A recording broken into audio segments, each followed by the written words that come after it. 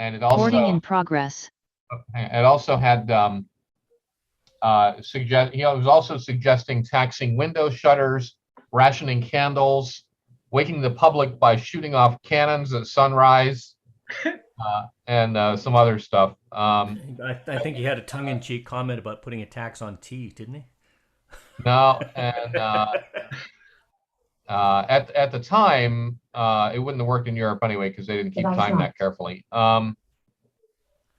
Let's see. Here's some other guy in 1810 in Spain trying to come up. All right, I'm going to cut you off there, Chris. It's the top of the hour. Welcome, everybody.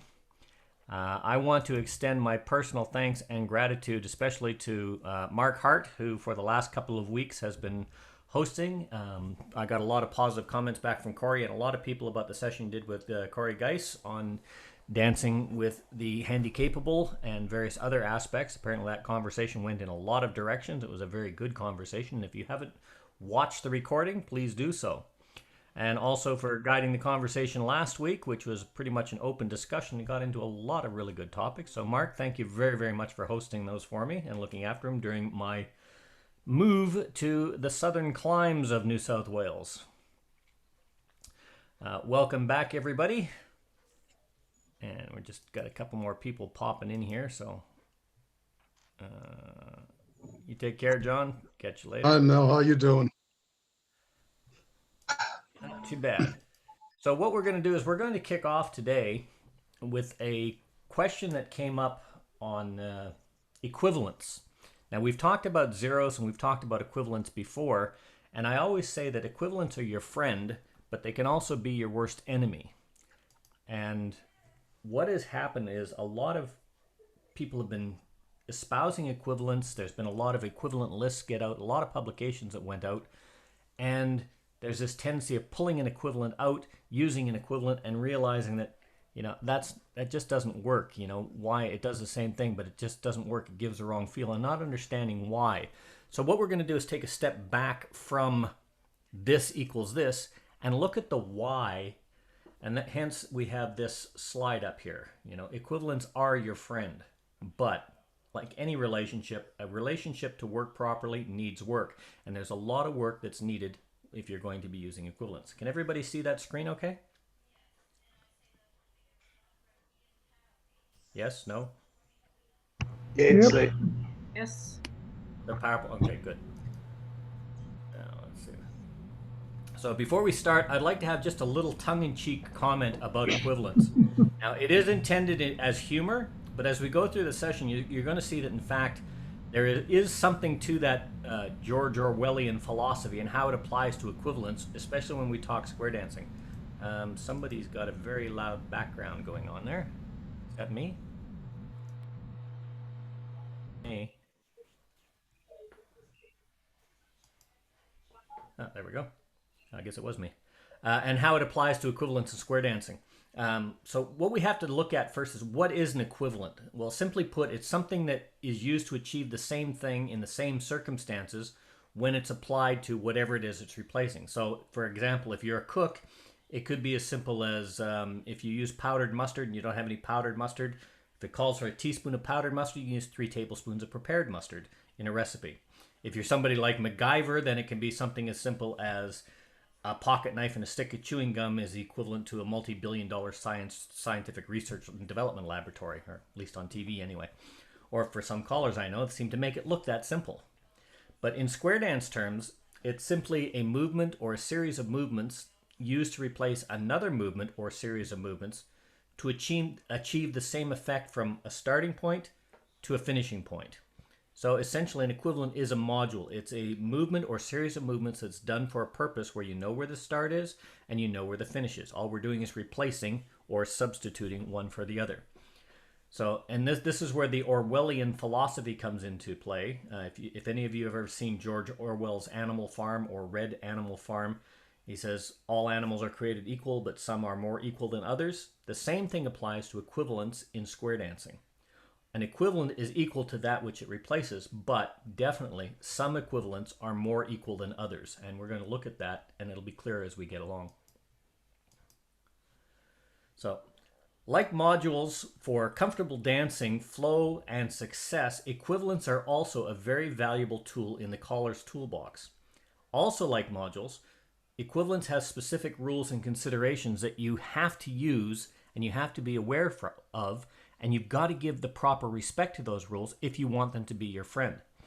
All tools can be your friend and contribute to your success, but only if you use those tools properly and apply the right tool to the job. So attached to the document when this is done, there's going to be a collation of some simple module zeros, some modules, and equivalents for new callers just to start fleshing out their repertoire. But as always, it's important, do not, for prayer's sake, do not try and learn 100 equivalents of right and left through. That will only confuse you and make it difficult. Pick one, pick two, put them in at the start using them, and you'll see where to effectively use them. Otherwise, you can find these are going to be a nightmare for you.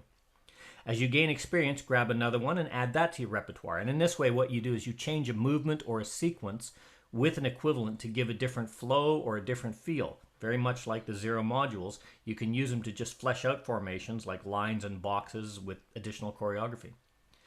So you notice my little graphic there. It says, there's an old adage that says, if the only tool you have is a hammer, everything else becomes a nail. Well, in carpentry, that does not make for good building. In calling, that doesn't make for good calling. So if you have one equivalent and that's what you use all the time, sometimes it works, sometimes it doesn't. So it's important that you understand what an equivalent does. And understanding is actually more important than just knowing what it does.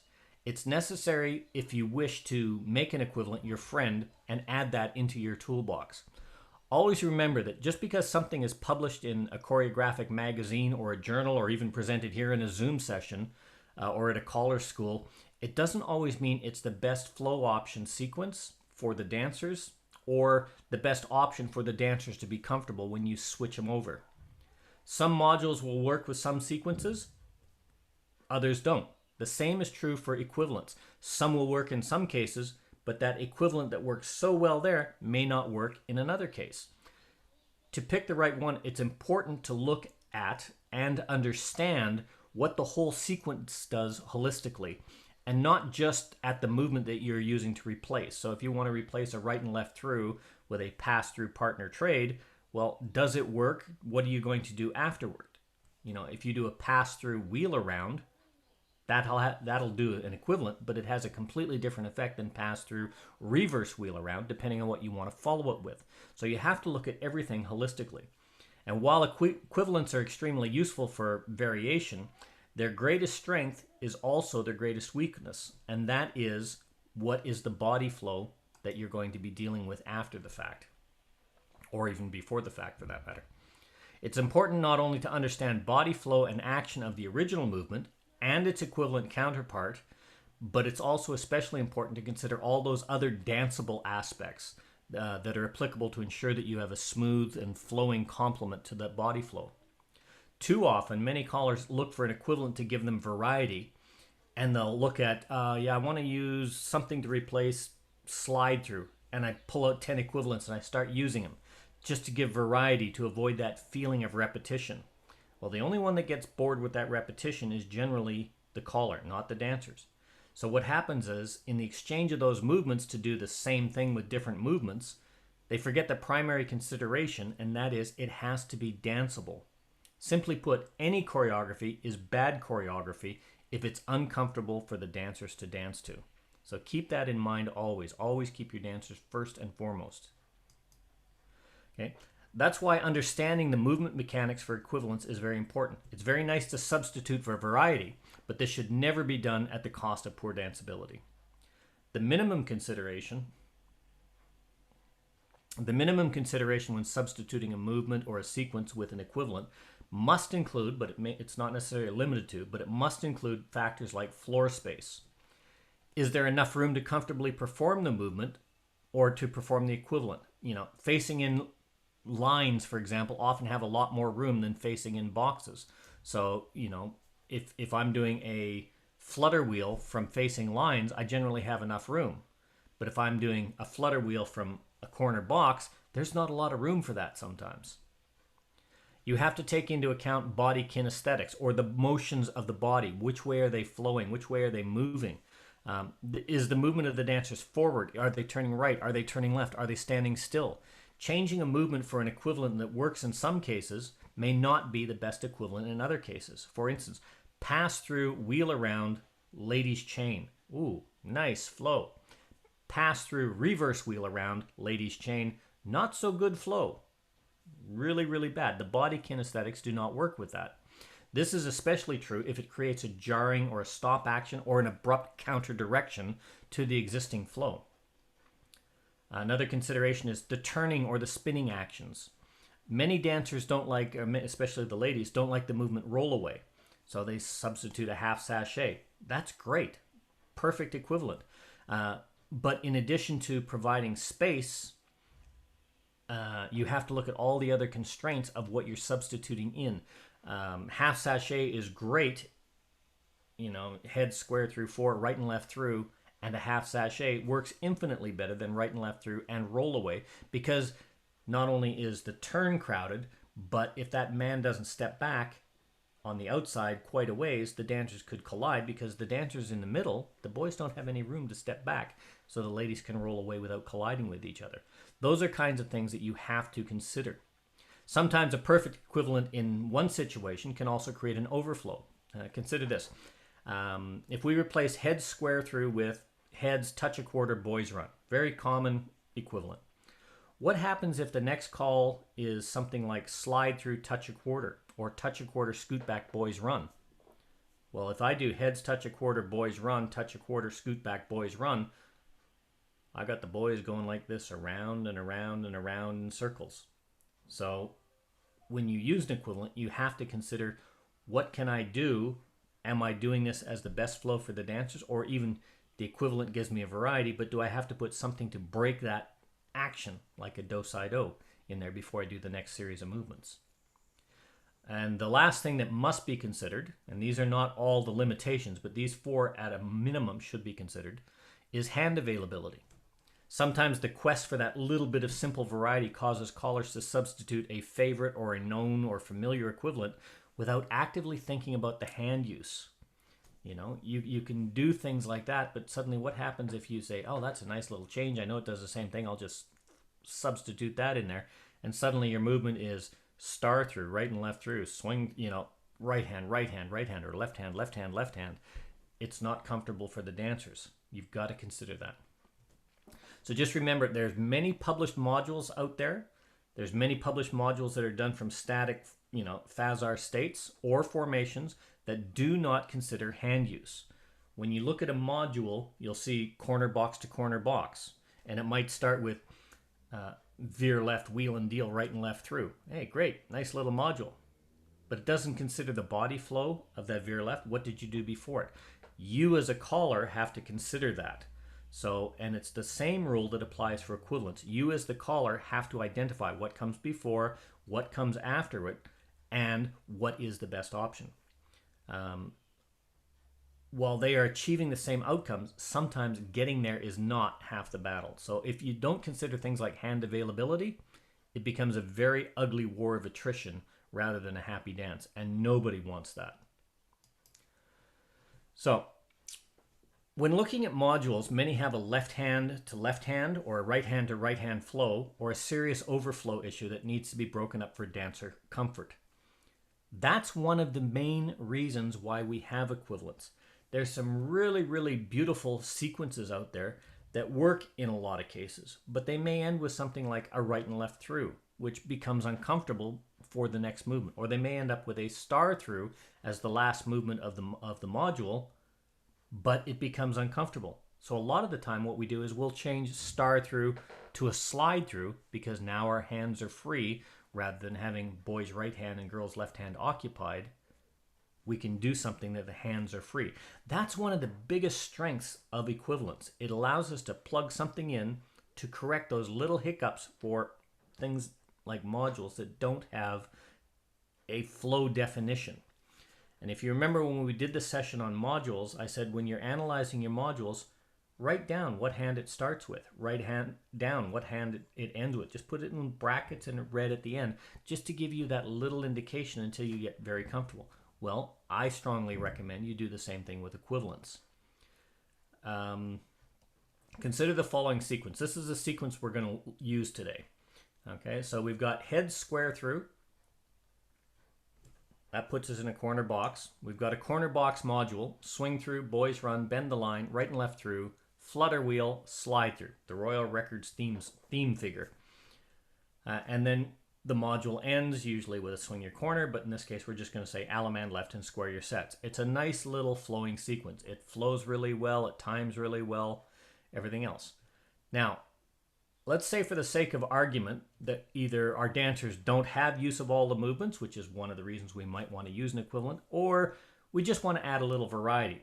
So in this case, you notice I have head square through underlined and it's in yellow there. We're going to start with the opener. We've decided just in this case to understand the principle. Head square through is the movement that we want to change. So there's a lot of movements and sequences that equate to head square through or to a square through in general. But knowing that x plus y, my equivalent, equals square through is not enough. We have to consider at a minimum those four options that we talked, and there's a few other things. What comes before the movement? What am I doing to get there? What comes after the movement? At the end of this movement, which way is my body flowing? Which hand is free? All those other kind of things. What is the body motion? During the equivalent that I'm using, which way am I turning? You know, is there any motion? Is there any motion before the movement? Is there any motion after the movement? What hand is free at the start? What hand is free at the end? Is there room to dance that equivalent comfortably? Does the equivalent make a change in body flow that I have to be aware of? And then there's the good old catch-all. If you're the military background, there's the prejudice to the conduct of good order and discipline, which basically means that your sergeant major doesn't agree with what you're doing and he charges you with anything because it annoys him. Well, that actually applies to square dancing as well. Calling to the prejudice of good order and body flow. Well, anything else is things like, what are the dancer's capability? What's the sense in the hall? You know, is there a sense of limitations on movements? All of those other things that you have to consider before you use that equivalent. And if you don't consider them, you can find yourself in a world of hurt. So as part of the documentation supporting this presentation, there's a number of lists of equivalents for square through, which you can use, or you can make up your own. But let's just look at a couple. And if you remember what I said, pick one or pick two and make your own. But just for the sake of understanding what we're talking about and putting all this in the concept, we're going to look at 5 different equivalents to square through. And before everybody jumps on the gun, yes, I know there are some very, very obvious problems and there's some various notations in here. When I started this, I asked for some equivalents to square through, and this is what I received. And I thought they were absolutely perfect, which is why I used them. But we're going to go through each one of these and analyze them. Okay, so again, our figure. Heads square through, that's what we're replacing. Swing through, boys run, bend the line, right and left through, flutter wheel, slide through, Allemande left your corner. We want to replace head square through from a static square with an equivalent or a equivalent movement or sequence. So we consider, we're starting from a static square, so we know exactly where the dancers are.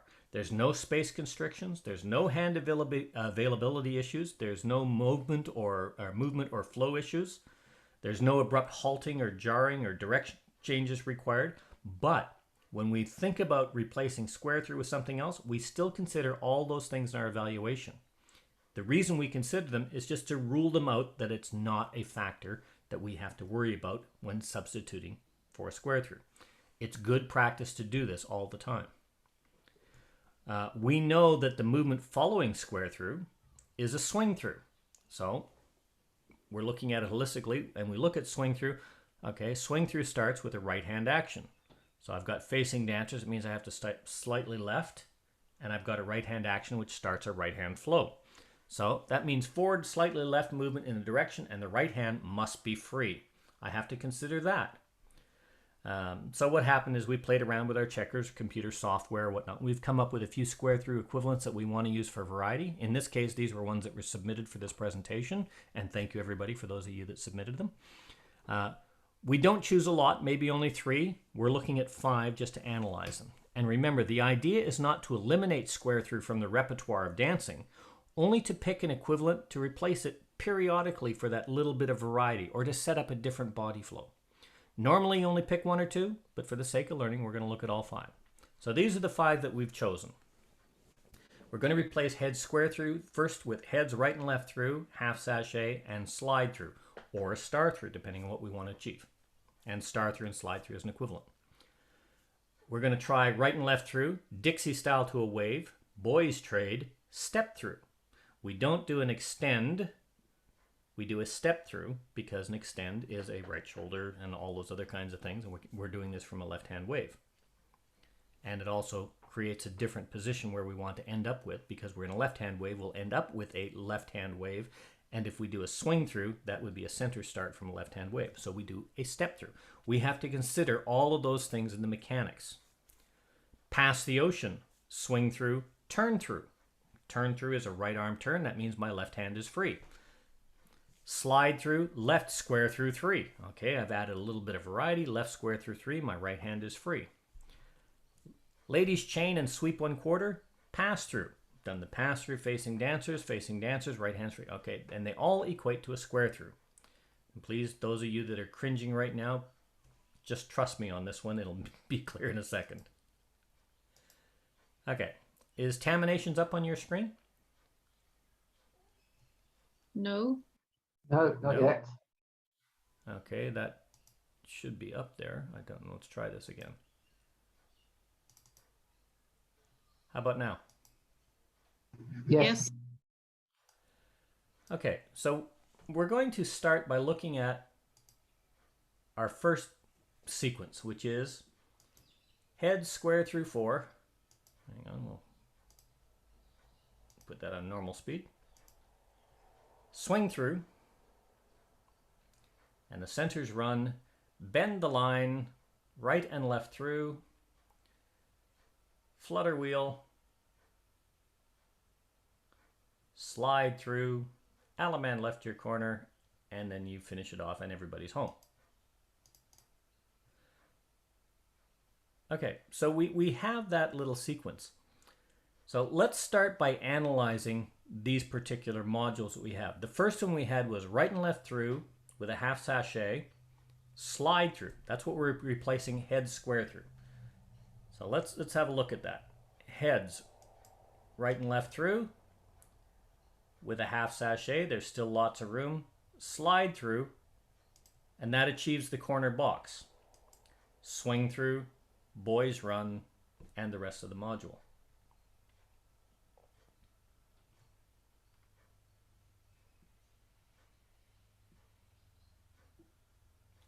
Flutter wheel, slide through, Alaman left, and square the set.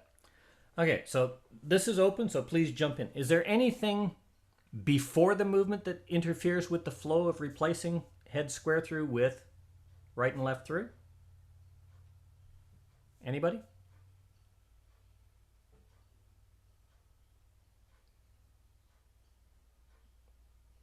Did I get cut off here? No, I don't think there is, but I don't know. No. No, by all means, everybody chirp in on it. Okay, so no, there's no movement flow because we're in a static square. What hand is free at the start? We're in a static square. Both hands are free. So what hand is free at the end of this module? It ends with a slide through. So what hand is free? Both. Both hands are free. Is there space to dance this sequence? From a static square, can I do a right and left through and half sachet followed by a slide through? Yes, there's ample room to dance. Does the movement that follows this equivalent cause any unacceptable change in body flow? The movement that follows is swing through. So half sachet, slide through, swing through. Is there any problem with that body flow? A hands-free movement, slide through, swing through? No, there's no fun. Is there anything else that we really need to consider?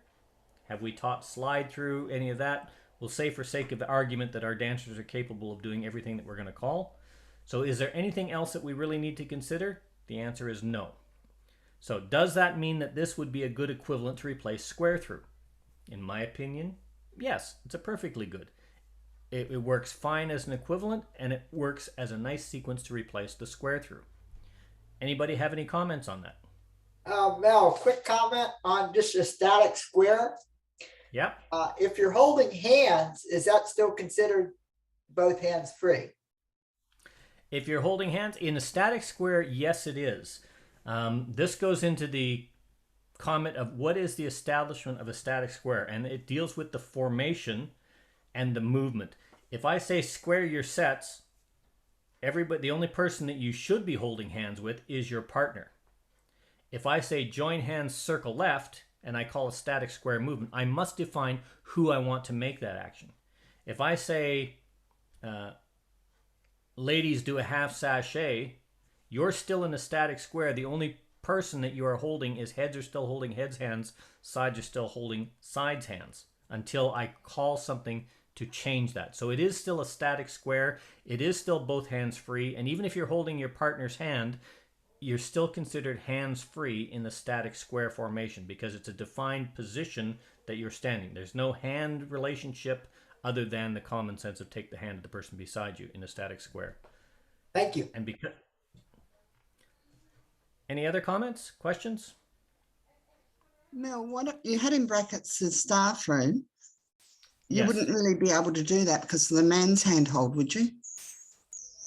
The star through after a half sachet, Mm-hmm. replacing a slide through with a star through is fine. For me, this has always been a big argument. There's a star through, the hands come down. Is a swing through acceptable after a star through? Some callers say yes, some callers say no. I'm of that variety that I will use it, star through, but I don't like calling star through swing through. I'll break it up with a do side do because to me that's a right hand to a right hand. That's what I thought. Yeah. Yeah, but once they've learned slide through, I would use a slide through rather than a star through. I'll use a star through where a star through is needed. I'll use a slide through where a slide through is needed. Mm-hmm. Thank you. Okay, so let's look at the second one. The second one we have is heads right and left through, same heads, Dixie style to an ocean wave, center boys trade, step through, there's the corner box, swing through, boys run, bend the line, right and left through, flutter wheel, slide through, Alaman left your corner, and square your set. So we go through the same analysis, and as you get through equivalents and start adding them to your repertoire, what you're going to find is the analysis that you do, all of these questions that you ask, come like that because you become practiced at using them. You know what hand is free, and they become a second nature. So what you have to consider is there anything before the movement that interferes with the flow? No, it's a static square. What hand is free at the start? Both hands are free. What hand is free at the end? I've done a step through. Both hands are free. Is there space to dance that equivalent to head square through? Yes, there is. Does the following movement swing through create an unacceptable change in body flow? To me, it possibly does. Is there anything else I need to consider? Not at this time. So, would I consider this a good module to replace square through with, head square through? For me, the answer is no. For others, it would be yes. Before I make my comment, let's open that up for discussion. Who thinks that this is a good sequence to replace head square through with?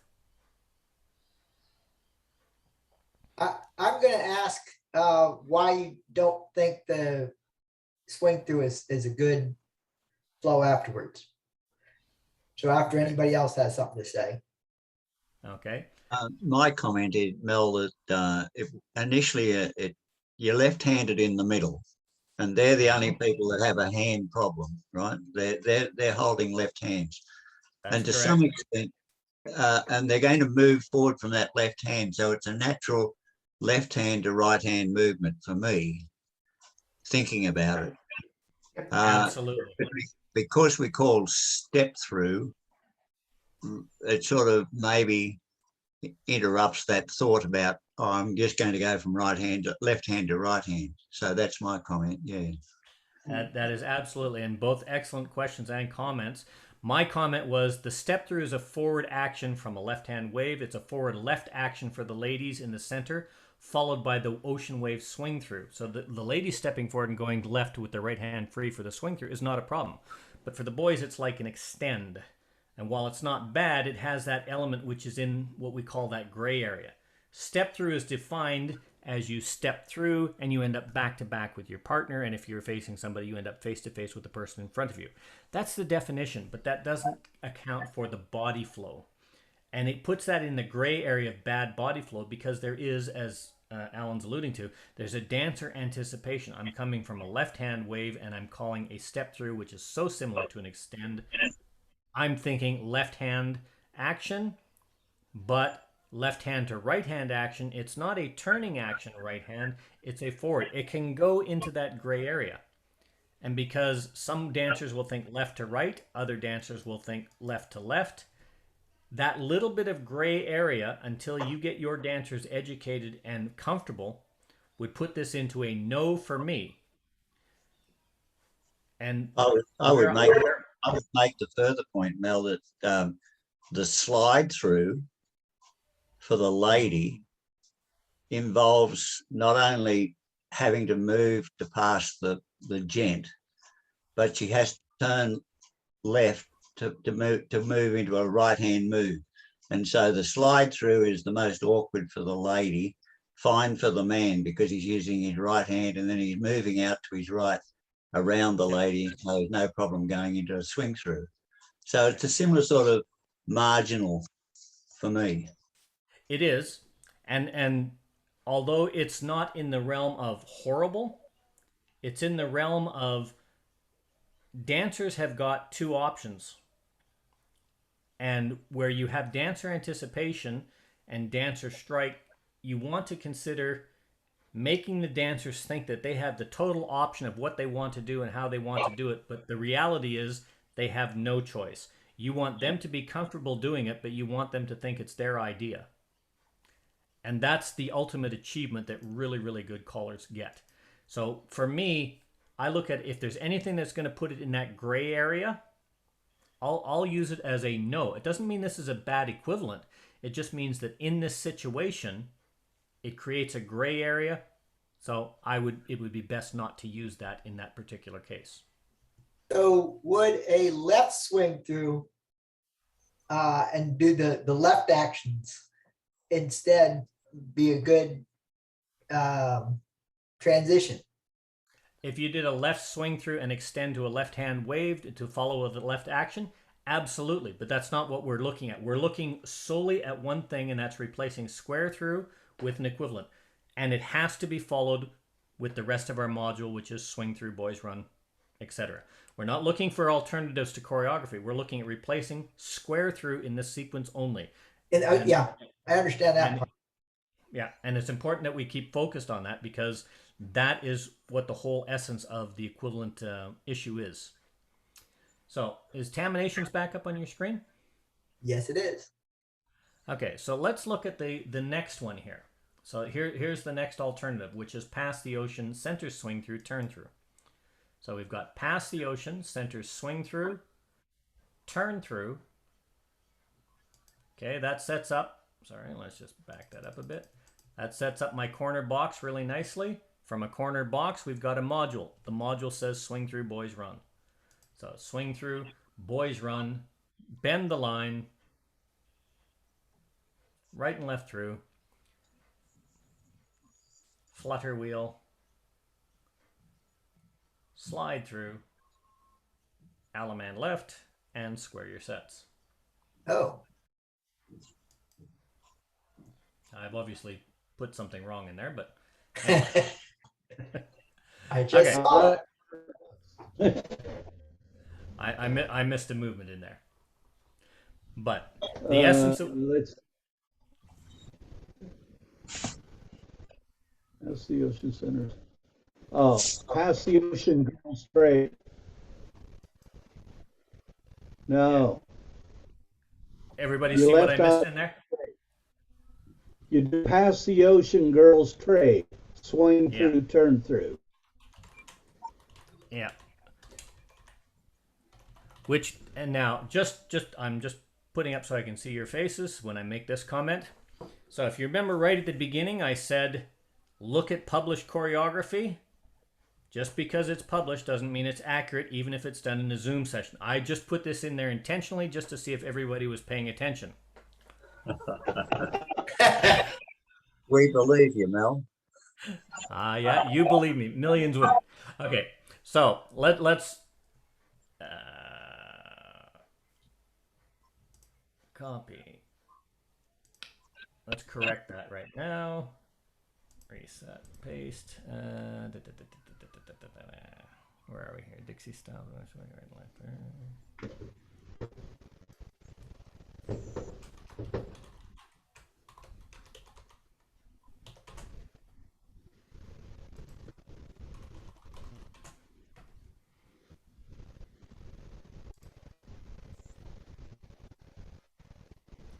And hopefully that works. Hello. I think I broke Taminations. There we go.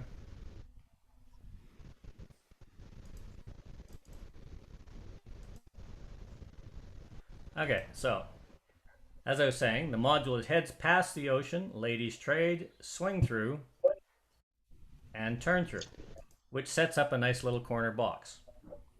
And the rest of the sequence, swing through, boys run, and so on and so forth. Mel, No, Yes? that's a problem. it's all about equivalence. And the heads past the ocean, girls trade. You could do the equivalent call called at the top. Yes, I could. But what I'm looking at right now, like there are hundreds of equivalents for square through. I'm just looking at 5 specific ones that come in to do the analysis. And this is what we have to do for each swing through. I'm not looking for alternative equivalents or what can I do after this or what can I do before that. We just want to look and go through the analysis process of these specific equivalents for the moment. And then we'll get into all the other things that we can do when we get into the open discussion. But it's the analysis of looking at these that's important right now. So the question that we need to deal, is there anything before the movement that interferes with flow from a static square? No, there's not. 1 second. There. Which hand is free at the start? Both hands are free at the start. Which hand is free at the end? Well, the equivalent ends with a turn through, right arm turn. So it means my left arm turn is free at the end. Is there space to dance the sequence? Yes, there is space. Does the following movement cause an unacceptable change in body flow? Well, it doesn't cause a change in body flow, It's the hands. it does cause a problem with hands. Mm. And that's Left why hand free. I've noted what hand is free at the end. I put a red box around that and I go, oh, left hand is free. Why do I want to know what hand is free at the end? Because I know my sequence starts with a right hand action. And if I've got a right hand to right hand, that creates a problem for me. So would you consider that a good module or a good equivalent to replace square through? No, not for No. this one. No. And that's because turn through is a right arm turning action followed by a right hand swing through action. Now, a lot of people have made the argument on this discussion previously, and I want to eliminate it now before it turns into an argument. Scoot back does the same thing. How often do we call scoot back followed by a swing through? That argument is not valid because scoot back is defined as a release action, and it's defined giving an arm turn back to the same handedness that you left because of the action of both dancers. It's not the same with a turn through. A turn through is a left hand action or is a right hand action, and a left hand is free, or a left hand action and a left hand is free. The dancer's expectation, which Alan alluded to in the earlier example, is to follow up with the opposite hand. A turn through a right arm turn through is usually followed with a left hand action. Scoot back is defined differently and it's taught differently, so that it has that release action specifically in the definition. So don't even make that parallel example. Okay. Sorry, go ahead. No? Okay. The fourth example we have. Oh, sorry, go ahead. Yeah, isn't it turn through, an arm turn half, release, and step forward? It is, but the dancer expectation of turn through or right arm turn or a left arm turn is to do something with the alternate hand. And in this case, a turn through followed by a swing through is an uncomfortable flow, as opposed to a scoot back, which is defined. It has a defined expectation. And your expectation for the dancers, a dancer expectation is one of the things that can really make dancing uncomfortable. The definition may be clear to callers. The definition may be clear to dancers. The danceability and their expectation of smoothness and flow is very different sometimes than the actual definition. And that's something that callers have to consider. You know, if we Mel? call... Yes. Yeah. If we would add a do-si-do, a do-si-do in between, then it would work. Without Yes, the would. do-si-do, no. Absolutely, with but you. that's not the point. Okay. The point is, there are a number of ways to fix this. All we're trying to do is look at this equals square through. We're going to plug in and replace square through without changing anything else. And these are the pitfalls of equivalence. What people are saying, and it's a very, very good point. Once you do an equivalent or once you substitute a module, sometimes you have to add something in to change the body flow to make it acceptable, such as a forward and back or a do-si-do or whatever, depending it is. Those same rules that apply to modules apply to equivalents. And it's an excellent comment, but what we're doing is we must follow this with a swing through, a right arm swing through, just for the purpose of the class. Okay, the next one we're going to look at is we're replacing head square through with slide through, left square through 3. This is a very popular substitution for square through. So let's have a look at that. Heads slide through, left square through 3. There's my corner box. Okay, and then the rest of the module, swing through, boys run, bend the line, etc., etc. So is there anything before the movement that we have to consider as far as body flow? No, because we're starting from a static square. What hand is free at the start? Both hands are free at the start because we're starting at a static square. What hand is free at the end? Well, this ends with the left square through 3. That means the right hand is free at the end. And I need a right hand free moving up to the dancers to start a swing through. Is there space to dance this equivalent module? Yes, there is. Does the movement swing through, which follows the replacement, cause an unacceptable change in body flow? No. Is there anything else that we really need to consider on this? Maybe are the dancers comfortable with left square through 3? I may have to give it just a little bit of extra emphasis or a little bit of extra prompt. But other than that, would you consider this a good equivalent module to replace square through? Yes. Yes, I would. This works fine. And as I said, you may need to give a little extra prompt or heavily emphasize head slide through left square through 3 just to give that nudge to the dancers. But it's familiar to them. And although it's just a square through, all you've done is just take the hands away from the first part of it. It feels different. It seems different. It's different, but it's not difficult. It's an excellent module to replace square through with in this circumstance. Okay, and the last one. This is the one that I saw about 6 eyes go, what? This was actually submitted in. This is actually in published choreography, and this is one that was sent to me. Head ladies chain and sweep a quarter. Centers pass through. There's my corner box. Okay, and then the rest of the module. Swing through. Okay, so is there anything to interfere with the flow at the beginning? No, because we're in a static square. Are the hands free at the beginning? Yes, both hands are free because we're in a static square. At the end of the flow sequence, what hand is free? Both hands are free. Is there space to dance this little sequence? Absolutely.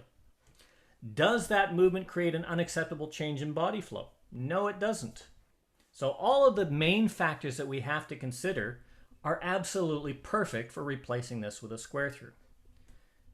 This is why I said there's that other question that has to be there.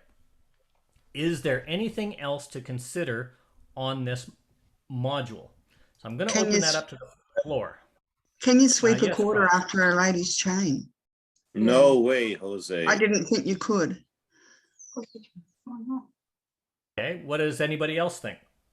So the module has introduced a problem that might create a floor break. Yep.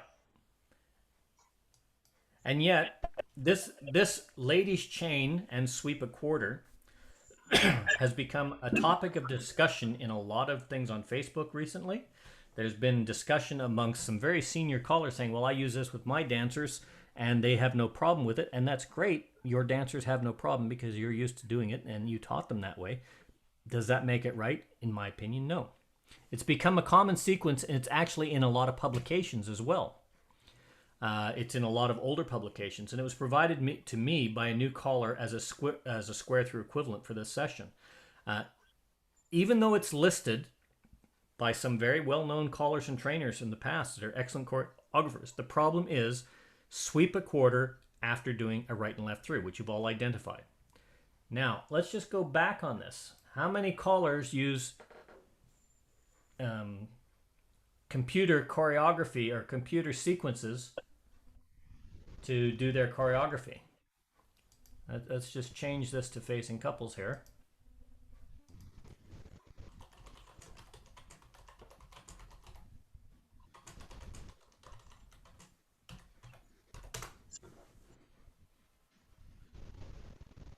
Works fine, doesn't it? Looks great. According to Taminations, yes, it can be done. Taminations is not a definition guide. Taminations and all these computer programs follow what was programmed into them. So you have to be very, very careful. According to callers that use it, their dancers have no problem with it. According to other callers, it's improper, or I'm introducing an element that's going to break a floor down, as Alan said. Absolutely. According to the Applications Review Committee, they don't have anything said about right and left through and sweep a quarter. They don't define this specifically, which some callers have taken to mean it's fine because the ARC hasn't made a decision. That's an unfortunate viewpoint. What the ARC does say, and the definition state, is that it's improper to sweep a quarter after a chain down the line, which is a movement that ends with a courtesy turn. They further state, and I'll wait for it, you have to pick this out from a number of different locations. They further state that to sweep a quarter, the definition of sweep a quarter states that the starting formation is facing couples in a circling movement, right or left.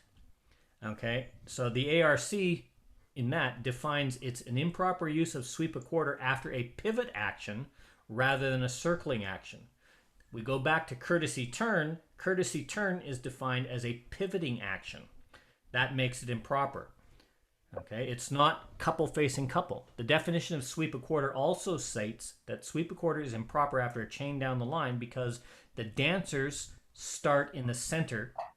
At the end of the call, their turning motion is around, nor approximately around, the center point forming the facing couples. That's the key to a sweep a quarter, is that center point of the facing couples. The same problem exists with right and left through. So after you go through sweep a quarter, chain down the line, courtesy turn, the definitions and the extrapolations of the decisions, you find out that this is improper to call a sweep a quarter after right and left through.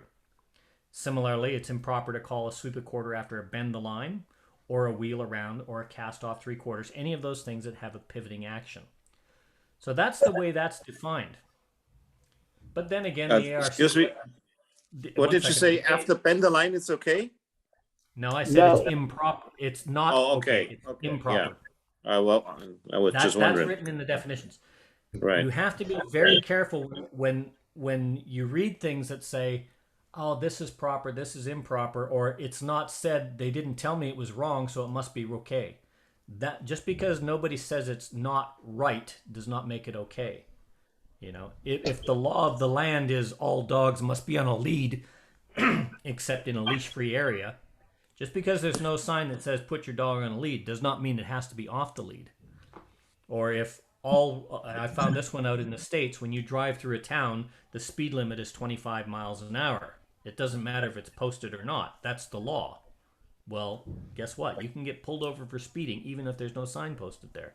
That's the kind of thing that you have to be aware of. The same rules apply to square dancing. Just because nobody said that that's bad doesn't make it good. So, or if well-known callers use it, doesn't make it better. Absolutely. And there are a lot of well-known callers that actually use this. That little sequence is actually published by some very, very, very well-known callers. It's used in a lot of material, and it's used in a lot of concrete, solid foundation reference material that still exists today as a module. I don't know if the definition of right and left through and sweep a quarter has changed from old-time dancing to current dancing or all those other kinds of things, but it is what it is. Mel, So, yes? would this interrupt your presentation if we, seen it's your last one, suggest whether there are any options that you could alter this module to make the same traffic pattern work? Yeah, there are lots. I mean, you could use a reverse flutter wheel or all sorts of different things to put that into that sequence. You could do a ladies. The one that comes to mind, of course, is just as controversial as veer right and bend the line. Yep. And would give you effectively the same body flow. Yep. But when we look at a change, essentially what you're doing there is looking for alternate equivalents for square through to replace that, or in this case, looking for an alternative to replace after the ladies chain, which is, again, what we want to initially, or what we want to generate once we get to the end of this session. What we're looking at right now is just what are the rules for using an equivalent and understanding that base. There's lots of options and there's lots of ways to fix it. And that's one of the biggest strengths of equivalents is you can fix problems that develop exactly like this by finding equivalents. So very quickly, the first one, right and left through, half sachet slide through. Yes, that was a good equivalent. The second one, right and left through. Have I got my PowerPoint presentation up? Yes. Yeah. Right and left through, Dixie style men trade. Step through. Does it create an unacceptable change in body flow? I marked that as a possibly. And because that is a possibly, I put it in the no category.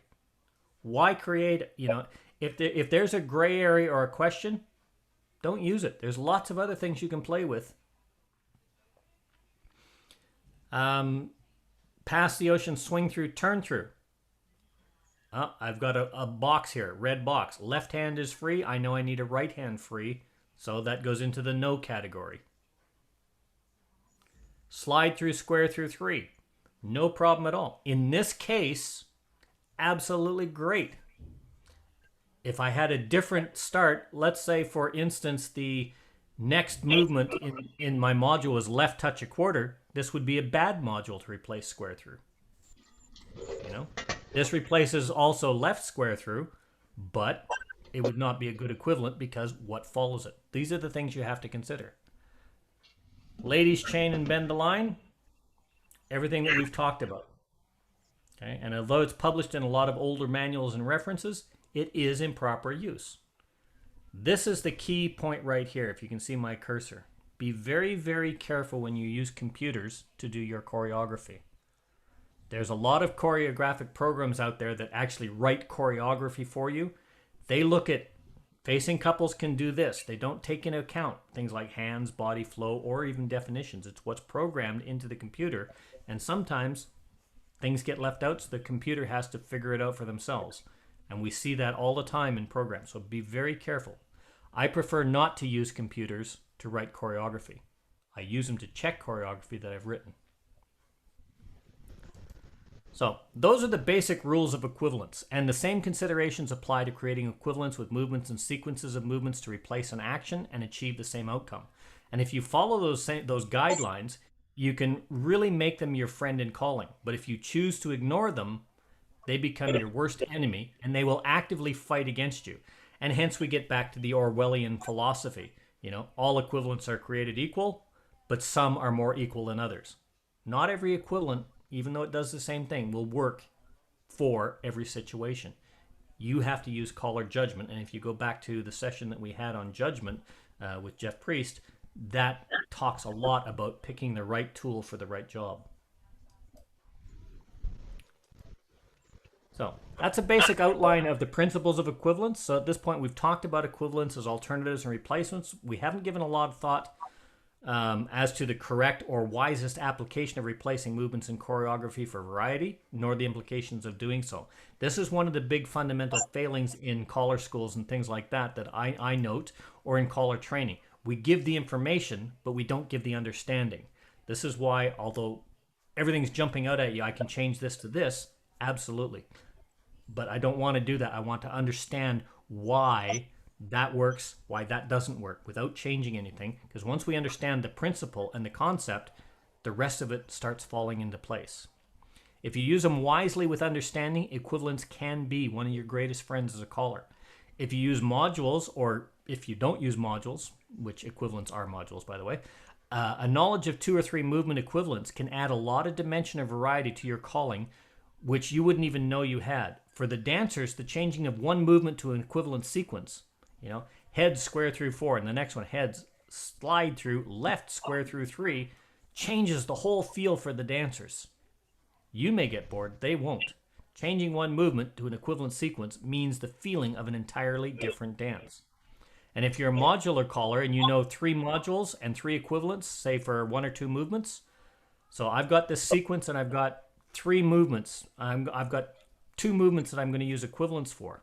So sequence, 2 equivalents, 3 equivalents for each movement. You've got 1 module, 3 equivalents for right and left through, and another one for pass through. That gives me 7 things to pick from. 7 things to pick from. That's changing 2 movements with equivalents and 1 module. I now have 35 different possible sequences without repeating myself. And guess what? We haven't learned anything new. We know our module, we know our equivalents. All we've done is added variety to what we already know.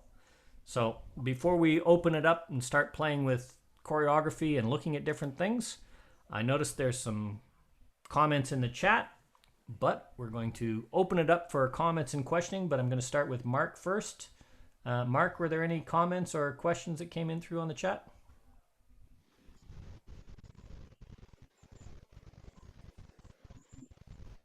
I think Mark has stepped away from the camera. Okay, so I'm just scrolling up the chat right now. The first one was a question: what do you mean by a release action? On a scoot back, I said scoot back is defined as a release action. So let's say I'm in an ocean wave. I step forward, I do a turn through, I step forward, I come back to the same hand that I left.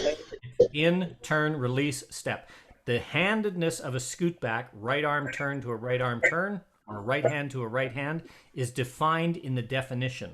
That's what I mean by a release action. It's defined, whereas you would normally expect if I do a right hand action, I release a right hand, I go to a right hand, I come back to a right hand. Any other circumstance, that would be considered bad body flow. A scoot back, right hand or left hand for that matter, defines right hand to right hand to right hand, or left hand to left hand to left hand. That's part of the definition, which is why that is an acceptable body flow, which is wrong in any other case, because it's taught that way, and it's taught that way specifically. So it's extend, trade, extend. Okay, another comment. A lot of callers would do something like an 8-chain 4 as a filler or an equivalent, you know, right and left through 8-chain 4 instead of pass through trade by, or right and left through pass through trade by, that kind of stuff. And end it with an Alaman left. That's a big oops. Yes, valid comment. Head lady's chain can be the same equivalent as reverse flutter wheel. Absolutely.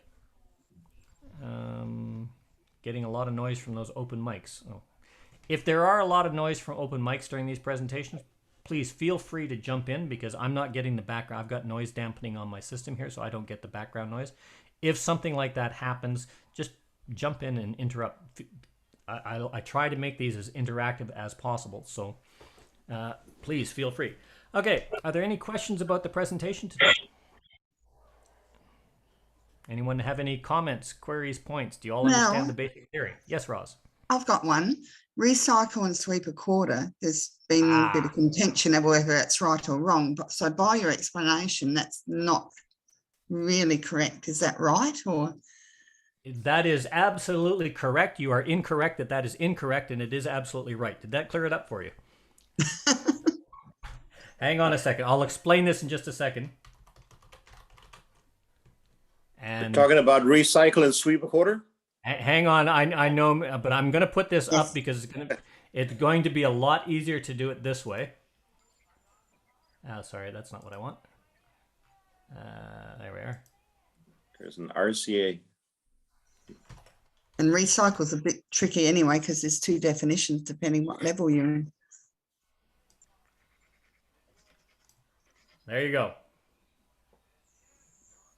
September, October 2015. Sweep a quarter after a recycle by the definition of the movement, by the body flow of the dancers, and the standard flow as defined. A sweep a quarter would not be functionally correct. However, it has been historically done like that for so long that the Applications Review Committee has determined that a sweep a quarter followed by a recycle is considered acceptable. So they have therefore ruled that it's proper. That is the only reason why it is proper, is because the ARC, it had been done traditionally like that. I look at it in this case, I'm going to use an example from the United States criminal justice system. Does anybody here remember the Oklahoma City bombing? Okay, blew that up. Was that an act of terrorism? No, it was not. It met every definition of terrorism. It's still called an act of domestic terrorism, but it was not classed as terrorism. It was classed as a criminal action for the sole reason that Janet Reno, who was the person in charge of making those decisions, said that it was a criminal action, not a terrorist act. It was an arbitrary decision based on what they wanted to achieve. In this case, a criminal conviction against Timothy McVeigh and all this other kind of stuff.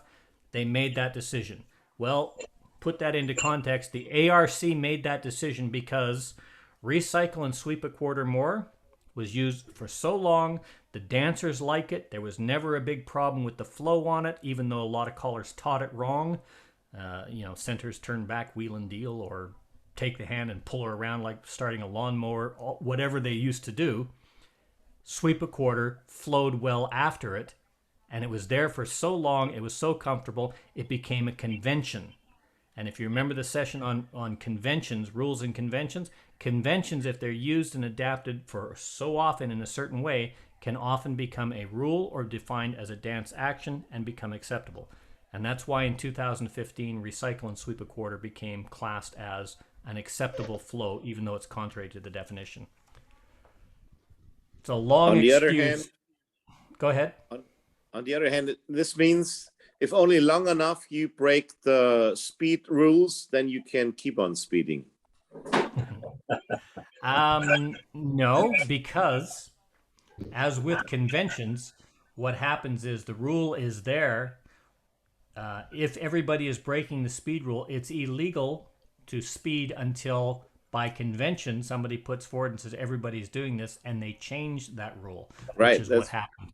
Yeah, And so- this is what happened with recycle. The rule got changed. It was illegal or improper until they made that, but everybody ignored the fact that it was improper because everybody did it, and it created such a stir. I think it's not I'm- breaking the rules, it's bending the rules, isn't it?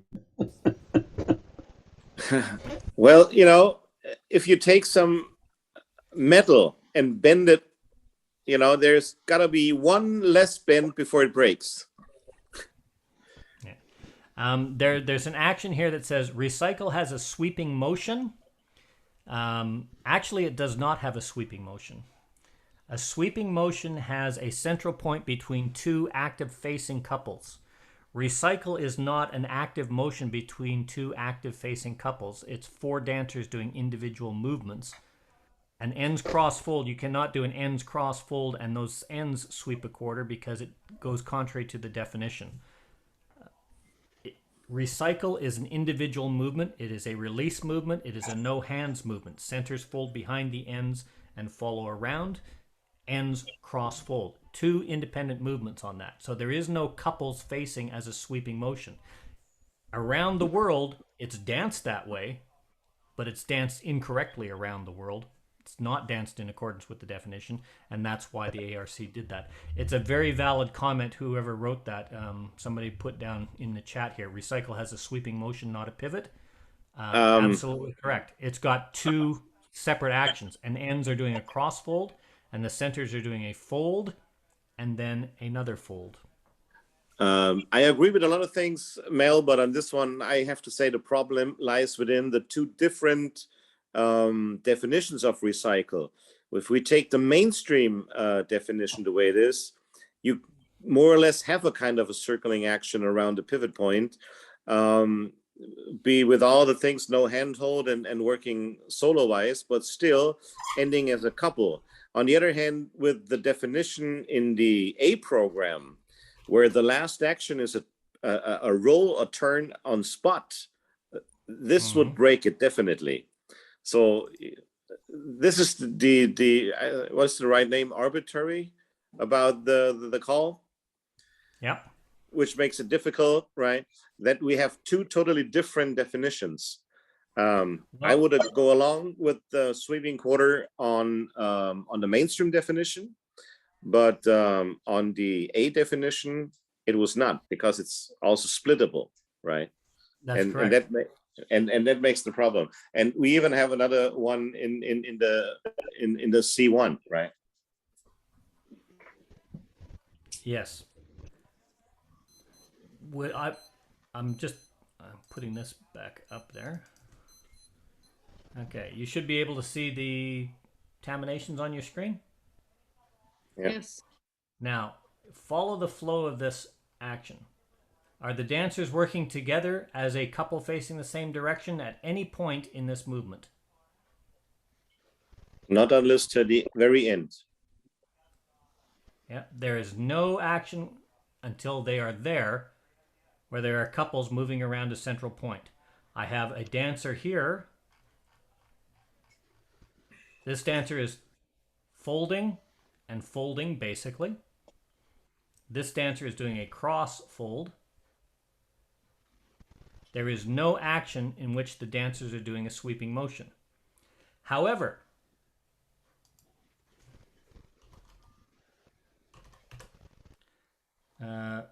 too often it's done like this.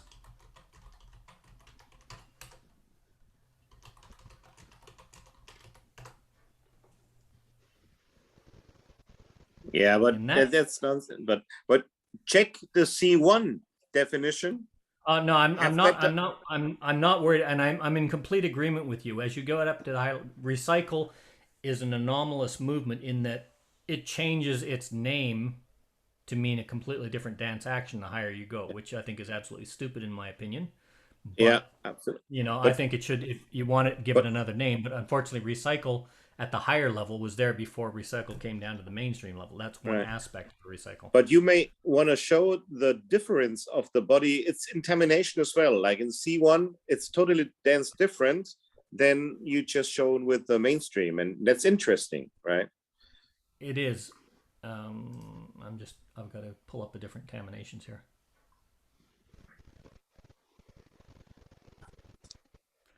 So A2. No, it's C1. Hang on.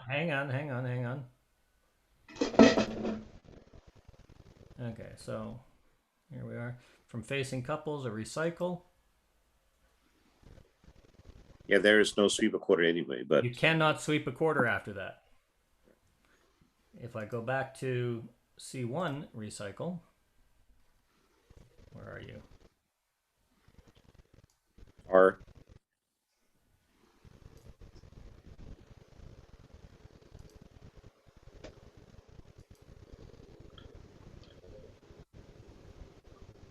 and there is still no sweeping action, even though there is that same forward and flowing action. At C1, you could get away with calling sweep a quarter after that if you're a C1 caller, because that has the same essential ending flow as recycle from mainstream. I think though if you did that at C1, your dancers would probably throw something at you. Yeah, but it's not because it's a 3-part call, right? Yep. So anyway, that is recycle, and recycle will always be a controversial move. Recycle is actually my favorite move in square dancing.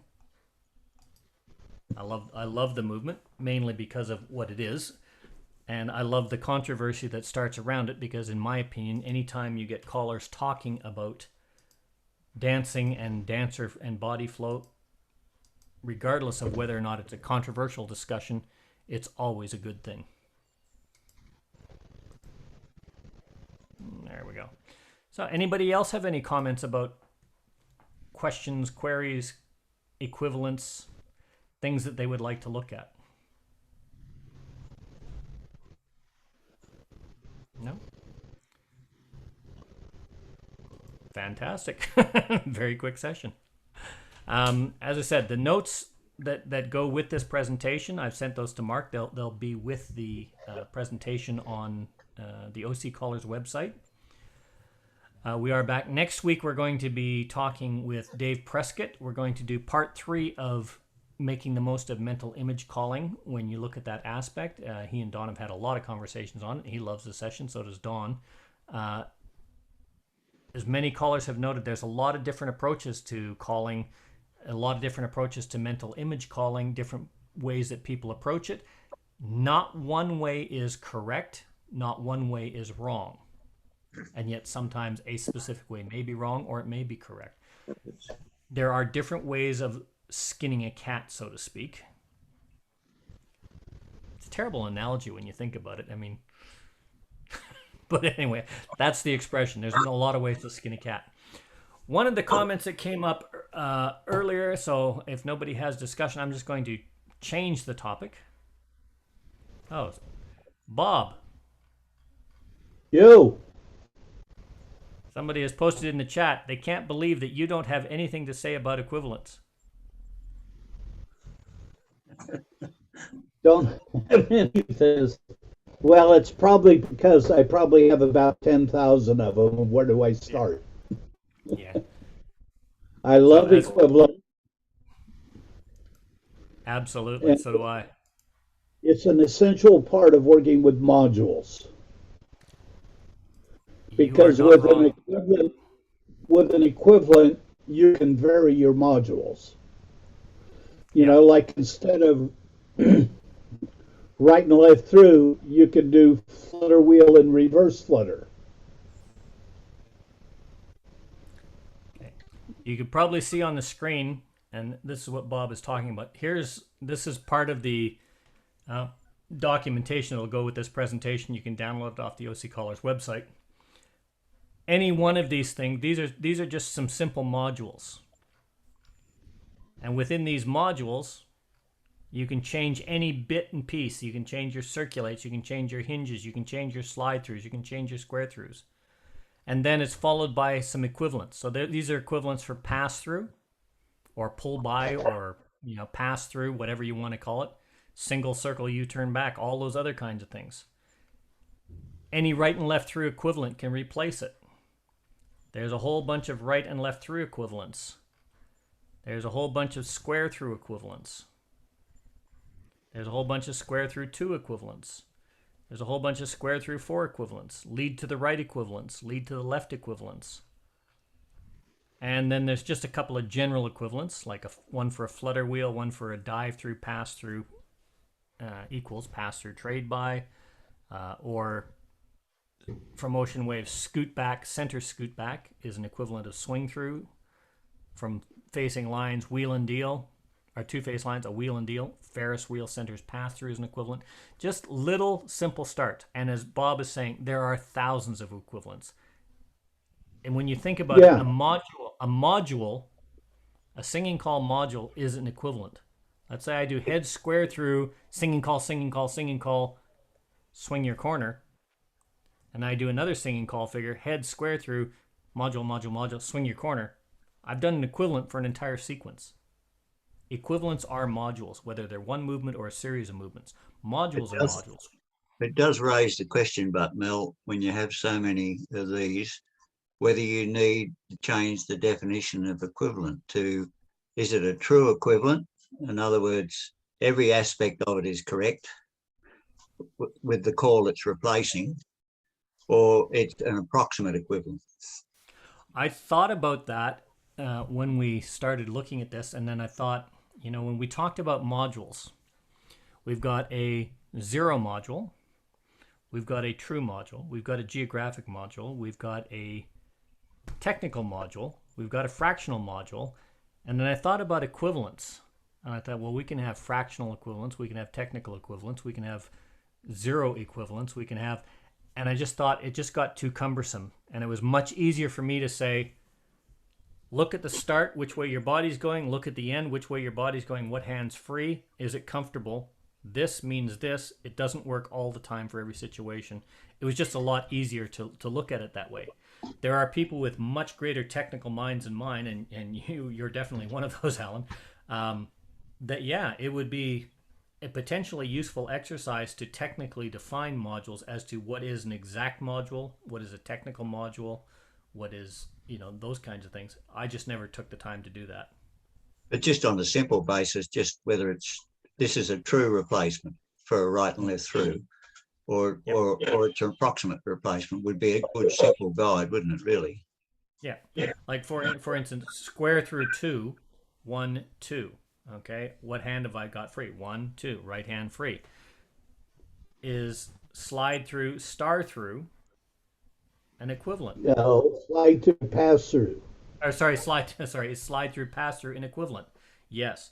Is it a true equivalent? No, because after a square through 2, 1, 2, I've got 1, 2, I've got a right hand free. After a pass through, I've got both hands free. So, there's all those little things that you have to consider. And to me, I said, once you start looking at right and left through as an example, and you start playing with it and you start expanding it, you're going to have 10,000 module equivalents of right and left through. It's too cumbersome an exercise for me.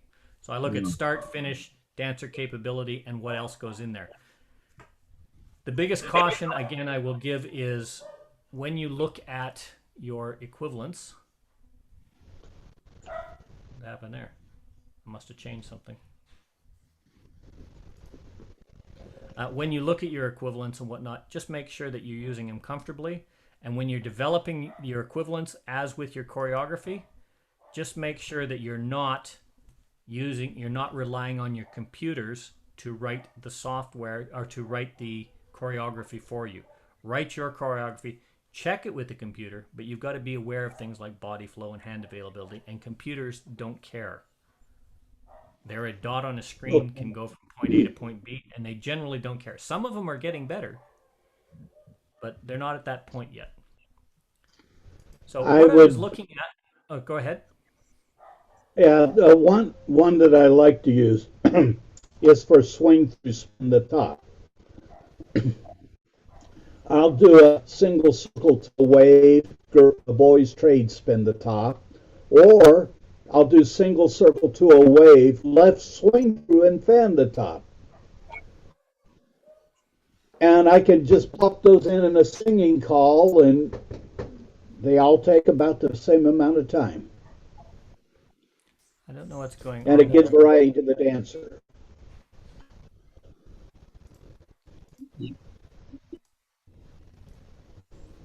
Is Taminations up on your screen? Yes. It was in the way. Oh, there it is. I don't know why it's so...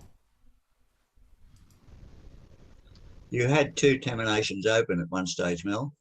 Yeah, I think I got too many things open. That could be the problem. There we go. Let's try this again.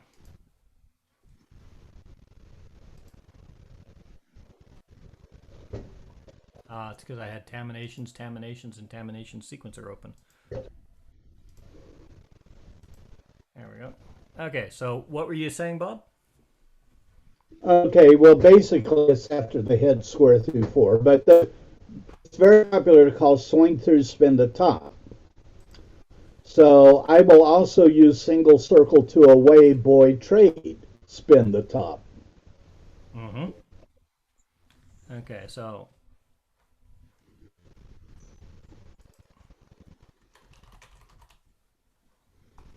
why is that not working? Swing through in the top. I'm just going to end it with a slide through for ease. Yeah. Okay, that's back to our corner box. Single circle to a wave. Boys trade. Spin the top, slide through. Or I will call single circle to a wave.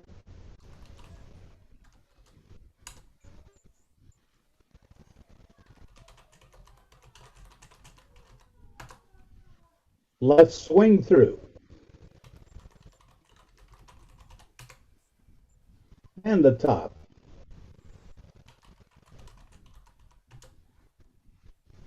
Slide through. And all of those will take about the same amount of time. Yeah. And if you So look it's a way to.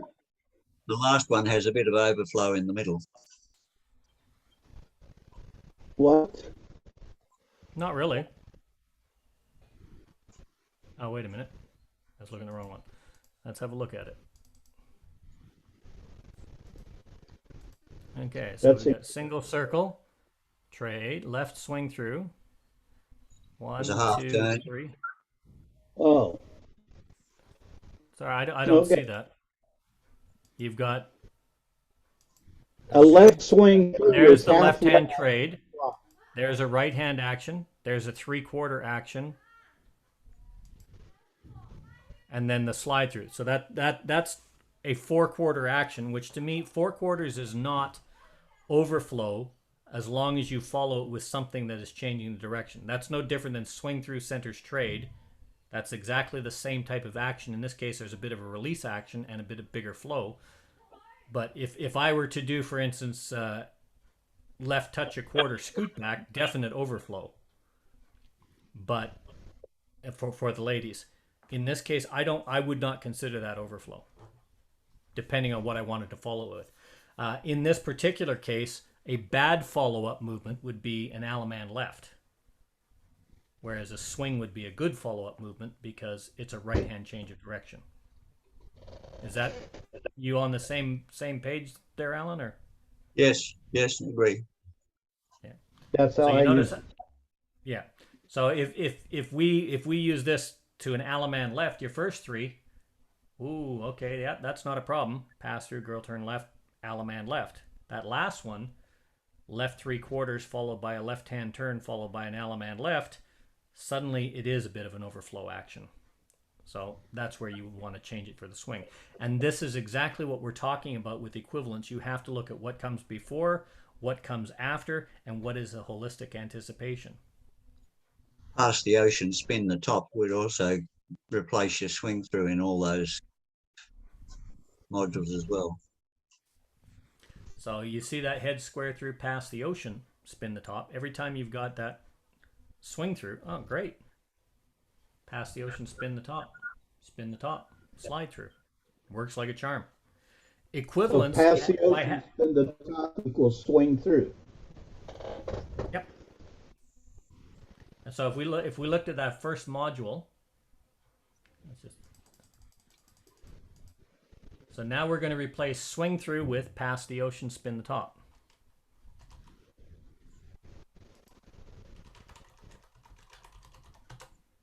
Oops, sorry, we've done that. We're into our corner box, I should say. So pass the ocean, spin the top, and we replace it.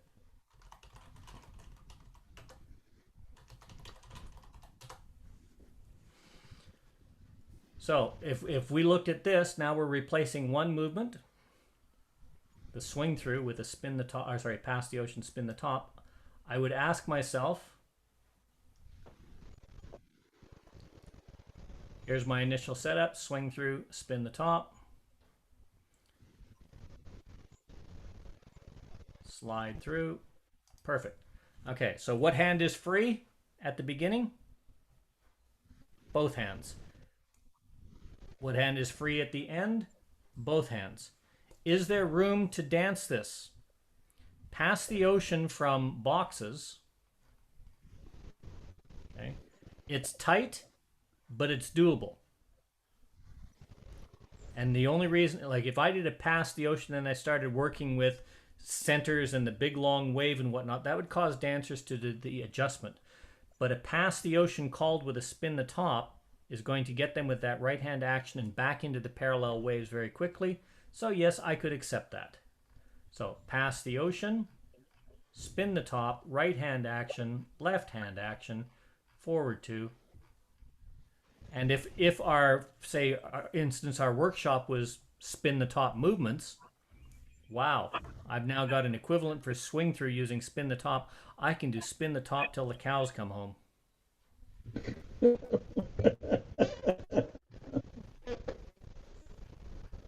And we finish it with a second spin the top. And that's a bit of a novelty for the dancers. And you know what? A spin the top gives a nice little figure 8 type flow, which is really nice and smooth for dancers. Okay, one of the questions that came up, I was going to bring this up earlier, was Ed Trevor, I don't know if Ed's still with us, he had to go out for something, was what can you do after a walk and dodge? Partner trade. Yeah.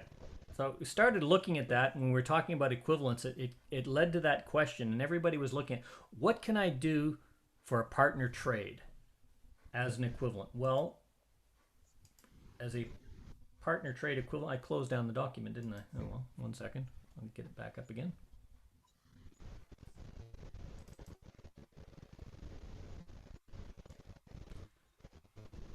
Do we have any partner trade equivalents? There we go. These are partner trade equivalents. California twirl, courtesy turn, wheel around, reverse wheel around, men run, ladies turn back, ladies run, men turn back, half sachet, do a U-turn back. Ladies run, men run, everybody do a half sachet, men run, ladies run, do a half sachet. Do a partner hinge and slide through if you're up at the plus level. Or a square through 3 if your walk and dodge ends up in facing couples. Well, all of those can follow a walk and dodge, and all of those could replace a partner trade given the right set of circumstances. But the question always is, well, partner trade, what can I call after a walk and dodge? So I just did up this little list of research. Okay, we can do an ends cross fold after a walk and dodge. We can do a trade by after a walk and dodge if it's done from columns. Do a partner trade after a walk and dodge. If we're in an Alamo style, we can do a heads walk and dodge, sides walk and dodge, all the boys run. Or heads turn half right, just the boys walk and dodge, boys do a partner trade. Girls walk and dodge, cloverleaf, boys pass through, those kinds of things. From columns, end boy runs, centers walk and dodge into an Alaman left. And there's a whole list of these things. Walk and dodge from your parallel waves, cast off 3/4, centers only walk and dodge, girls pass through. Jeff will probably recognize that, seeing how I stole it from one of his pieces of choreography. After the centers walk and dodge, centers run. New centers walk and dodge, new centers run. You can do after a walk and dodge, girls swing through, depending on your setups. There's lots of things you can do after a walk and dodge that don't equate only to a partner trade. The issue is if you're having trouble and all you have is a walk and dodge ends with lines facing out 99.999% of the time, the problem is not partner trade. The problem is you've got to go back and look at walk and dodge and how you're using it to set it up for variety. Walk and dodge, partner trade, the question is it bad body flow? It's one of those conventions that it is acceptable body flow only because it's been done for so long properly with the hands being emphasized after the walk and dodge, take the hands and do the partner trade where you draw the hands back. It's not part of the definition. It's been danced like that for so long that dancers are comfortable with it, but it does create a sudden automatic jarring body flow. There's no I difference. disagree. Hang on.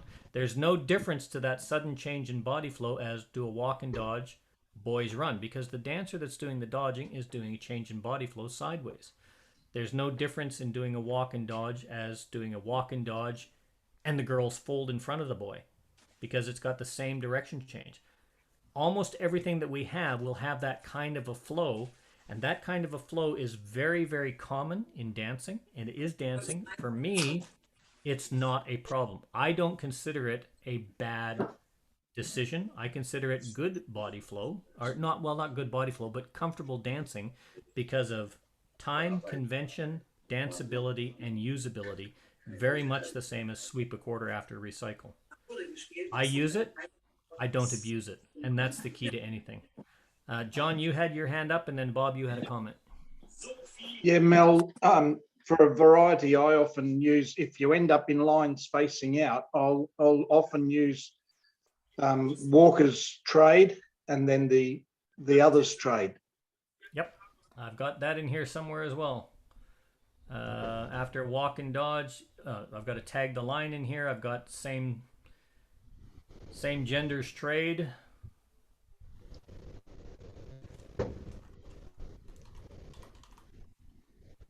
There you go, walk and dodge, same gender trade, or it could be a directed dancer trade. It's usually boys trade, walkers trade, dodgers trade, girls trade, whatever, to reestablish a new formation. So all I've done is I've just done a quick pull of walk and dodge choreography from a whole bunch of places, and these are the things that have come up. This one I actually found quite nice. Heads touch a quarter, do a walk and dodge into a left-hand star. I've never considered that, but it actually... Has anybody else ever used that or considered that? No. And yet it is so lovely. Walk and dodge. I do it, but yeah. Walk and dodge and face right, and then into a right-hand star. No, you'd have to face left. This is into a left-hand star. Yeah, Because I know. she's dodging left, but you'd have to face left to get into the right-hand star. But adding just as a face call, walk and dodge face right is a good flow. Yep, and we have that in a number of places. You've got walk and dodge, face right, face left, whichever way you're doing your walk and dodge. Tag the line actually works really, really well depending on or left tag the line depending on which way you're actually doing your dodging. And that is essentially the same as face right, face left, and do whatever the next command is. Where you see callers using this is callers that find a piece of choreography or they start playing with it and they actually explore the movement. Where you see the limitations of walk and dodge, especially at mainstream, is callers that call at higher levels, find an equivalent flow, and that becomes their variety as they pull the what do you call it? We had one of those things last night for dessert. The deconstructed movement that has that same flow, and that's what gives them the variety. That was part of a discussion that was being had. Callers should all call at higher levels so that it opens up body flow. I don't agree that callers should have to be able to call and dance higher levels than they actually call. I do believe that callers should know and understand the choreography they're using to maximize its benefits for the effect and the pleasure of the dancers at whatever level they do call. And there's a big difference in that. For me, just doing this research, I had never even considered touch a quarter, walk and dodge into a left-hand star. Never even thought about it. I don't know why I missed that, because it's really so obvious and it works so well.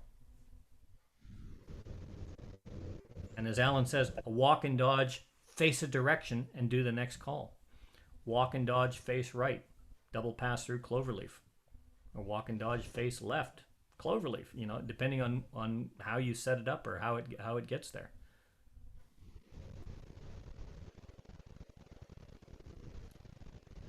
Comments, queries, points? It's one way of two walking dodges in a row. Heads touch a quarter. Sorry, heads touch a quarter, walk and dodge face right, walk and dodge. Partner trade and you're back home again. Mm-hmm. But it takes you to columns. But when you mentioned tag the line, one end of the line, they're sliding out, and then to do the tag the line, they've got to go back the other way. That's the same action as they're doing when they're doing the partner trade. That is absolutely correct. Yeah, for one end of the line, it looks great, but the other end of the line, it's marginal. Yeah. If you're in the center and you're the dodger and you dodge out and then you face into the center of the line, you've got a 90-degree turn on the spot. And that's just a step and turn, a very common thing, quarter in, all of that. It happens in all sorts of programs. The difference with the tag the line is that trailing dancer after the direction change has a long forward flowing action as opposed to a short trading action. I don't mind either one of them. I don't see a problem with, right close, right close tap, left close tap, or right close, left close. That's very common. We see that all the time. Boys run, girls run. We've got a left. Boys run, partner trade, Alaman left. We see that action all the time. But because, walk and dodge is a release movement and that hand is not there, you've got to establish that hand. And because the person coming behind you is not in your eyeball visibility or with your hand contact, somebody's decided that is uncomfortable. I personally don't find it uncomfortable. I've talked to a lot of ladies that do not find it uncomfortable. I've talked to most of them that say it is only uncomfortable when the person that's walking does not take your hand or reach out to touch your hand at the end of the movement. Then you're going partner trade and you're standing there all by yourself. You don't know who you're dancing with. That's styling and that's caller teaching. That's not danceability. That's something that we as callers need to correct. Anyway, this was the walk and dodge document. That's just pulling out of choreography, but there is, what do we got here? There's 33 different things that you can follow a walk and dodge with if you set your choreography up. And if you're looking for these, just go on to CedarNet. This is where I pulled these ones all off of, by the way. It was on CedarNet choreography. I just went to the mainstream, looked up walk and dodge, and I just started going through the list of choreography with walk and dodge, other than the one I blatantly stole from Jeff because I stole that when I was down dancing with you at Adelaide, and I said, geez, that was a nice sequence. But all of these are there. They're available. Have a look at them. Some of them work. Some of them work really well. Others, not so much. But there's a lot of options that can open up a whole world of choreography to you. A question. Yes, John. Yeah, I think Calvin Campbell made up a book that I have. It's about an inch thick of equivalence, has all this in it. Yeah. Yeah, there's a number of books on equivalence. There's Rich Reel's got some of the stuff posted on, I believe it's dosido.com or all8.com. I can't never remember his website. I think it's all8.com. There are a number of different equivalent modules out there. Barry Wanson has been running a series on equivalence. There's things that are being used an awful lot that he's saying equivalence to replace, but the focus on those is things like star through zoom. Very, very common, but bad choreographic flow. So he's looking at equivalence to replace common bad practice with a more danceable practice for the dancers. So equivalence is a very, very broad topic, but yes, there is a lot of material. But as I said right at the beginning, in Cal Campbell's book, I believe he has ladies chain and sweep a quarter as one of the modules as an equivalent, as well as curly cues and cross trails, because it's an older book. But yes, it's a good resource, just adapted to new. Yes, Bob. Okay, a couple of comments. On Vic Cedar's thing, I didn't get to see all the options he had, but does he have heads touch a quarter, walk and dodge, and veer right?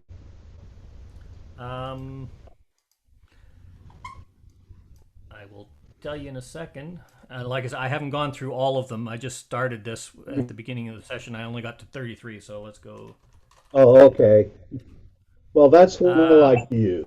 Yeah, heads, touch a quarter, centers, walk and dodge, veer right, boys trade. Yes, that is in there. Okay. And the other thing is, it's very common, and probably half of you out there agree with the people who say touch a quarter, walk and dodge, partner trade is not good, or as you alluded to, doesn't fit the definition. But it was my understanding that at the end of the walk and dodge, you ended up as a couple.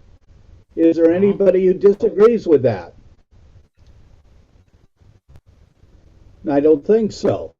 How do you become a couple? By doing the very last part of the call, and that's joining the hands. And for the girl, it's reaching to the left, which is great flow for that partner trade. Now, I find people that have told me they don't like it, but I also notice that they dance without holding hands. And sure, if you don't join the hand, the partner trade isn't any good. But if you dance properly and you take the hand, that's the last action. For the girl, it's to the left. It's like in round dancing, apart, point, together, touch. You know, there's nothing wrong with sliding one way than the other. Yep. One of the things that was actually one of the greatest comments that emphasize hand contact, and you're absolutely correct, was they says, oh, they don't like touch a quarter, walk and dodge, or they don't like a walk and dodge partner trade because it's so awkward. He found the best way to replace that to make it comfortable is replace the partner trade with a California twirl. That's good too. And he was absolutely correct. He says he found his dancers could dance it easier. It was smoother. They liked it better than a partner trade. And when you think about what is the reality of that movement, hands. That's the difference between the two. Well, would I do it that way? No, probably not. But I would emphasize. In fact, I've got a painting that was made by one of my square dance clubs. Me in military uniform with the beret on, standing holding the mic, and it's got square dance commands, but it's got hands, hands, hands, hands, hands, hands written all over it because I'm notoriously known for hands. I would say that after a lot of movements when I was teaching. Head, square through 4. Do a do-si-do. Hands, swing through, boys run. Hands, Ferris wheel. Hands, you know. I just say it all the time just to get them, whenever they're finished a movement, to take hands. And I never realized how much I did say it until I was given that at the end of the lessons by the students.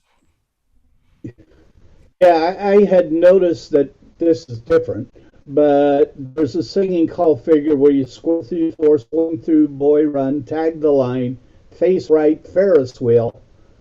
And how often the people who did the Ferris wheel didn't enjoy the hands. So I would say tag the line, face right, hold hands, Ferris wheel, and all of a sudden it was very elegant and smooth. Just a reminder sometimes to use your hands.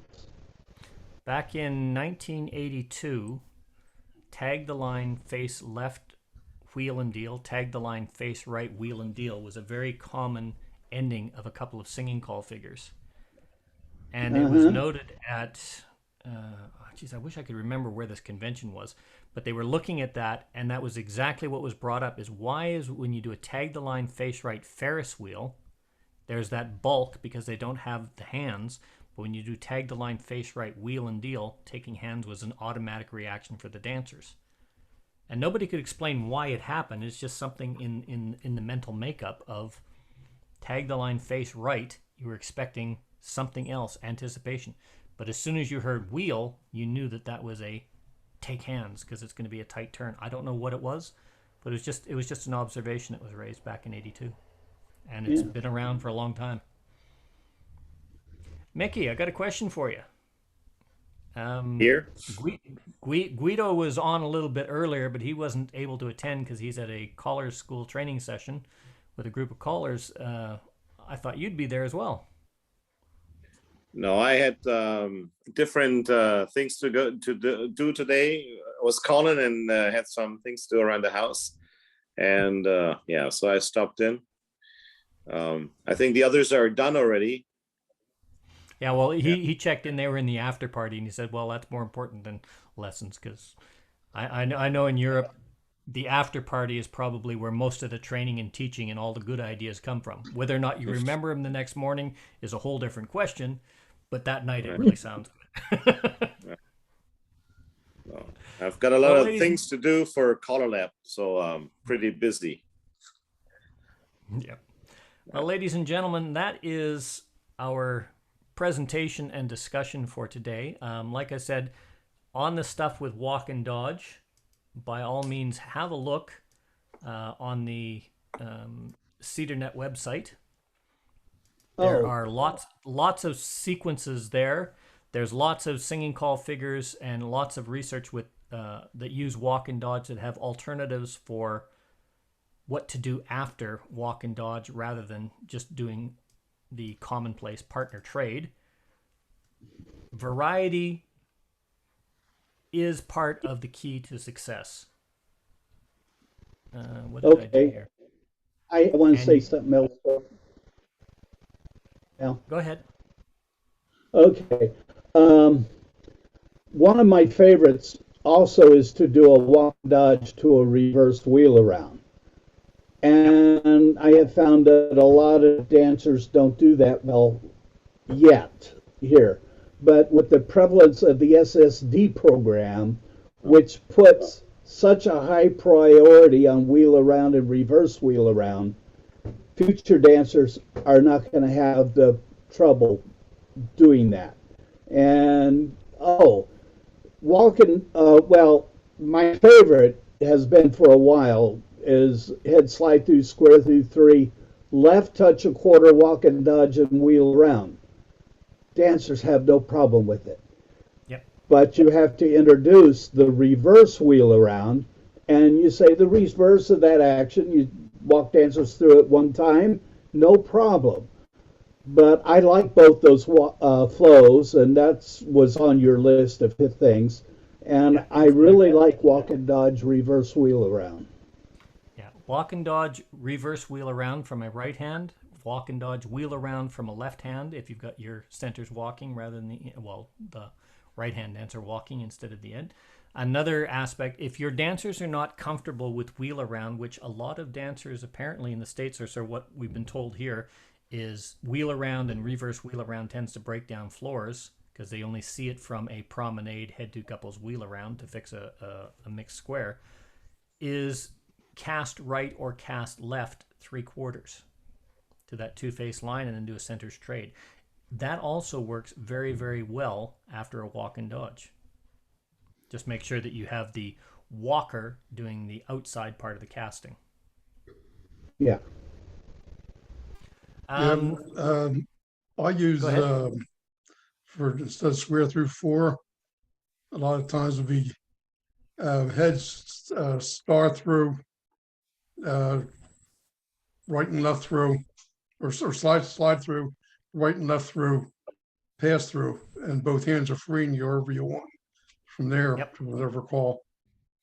Yep. That was actually one of the ones that I had on the list to put there until I was sent that ladies chain and a quarter more. I took that off the list as an equivalent because I wanted specifically because that head ladies chain and a quarter more centers pass through was one of those things that, according to Taminations and according to some published material, is an absolutely perfect equivalent for head square through. But it's a very, very wrong combination to use for the obvious reasons. You can't sweep a quarter after a right and left through. Yeah. Or sorry, after a ladies chain, I should say, or right and left through for that matter. But a And lot a of short- callers still do it. Yes? And the shorter call for that was just star through or slide through partners trade, and you got the same thing. Keep your hands are free. I hear a lot of slide through, star through, slide through, pass through as a quick. Also, just to add that little emphasis. Yes, Bob? It's interesting. I noted earlier you said, what was it, ARC, that it was not proper to sweep a quarter after a ladies chain down the line. That's correct. How could Any they courtesy turn action. Yeah, and because of the courtesy, but they won't make the same ruling for right and left through and lady chain.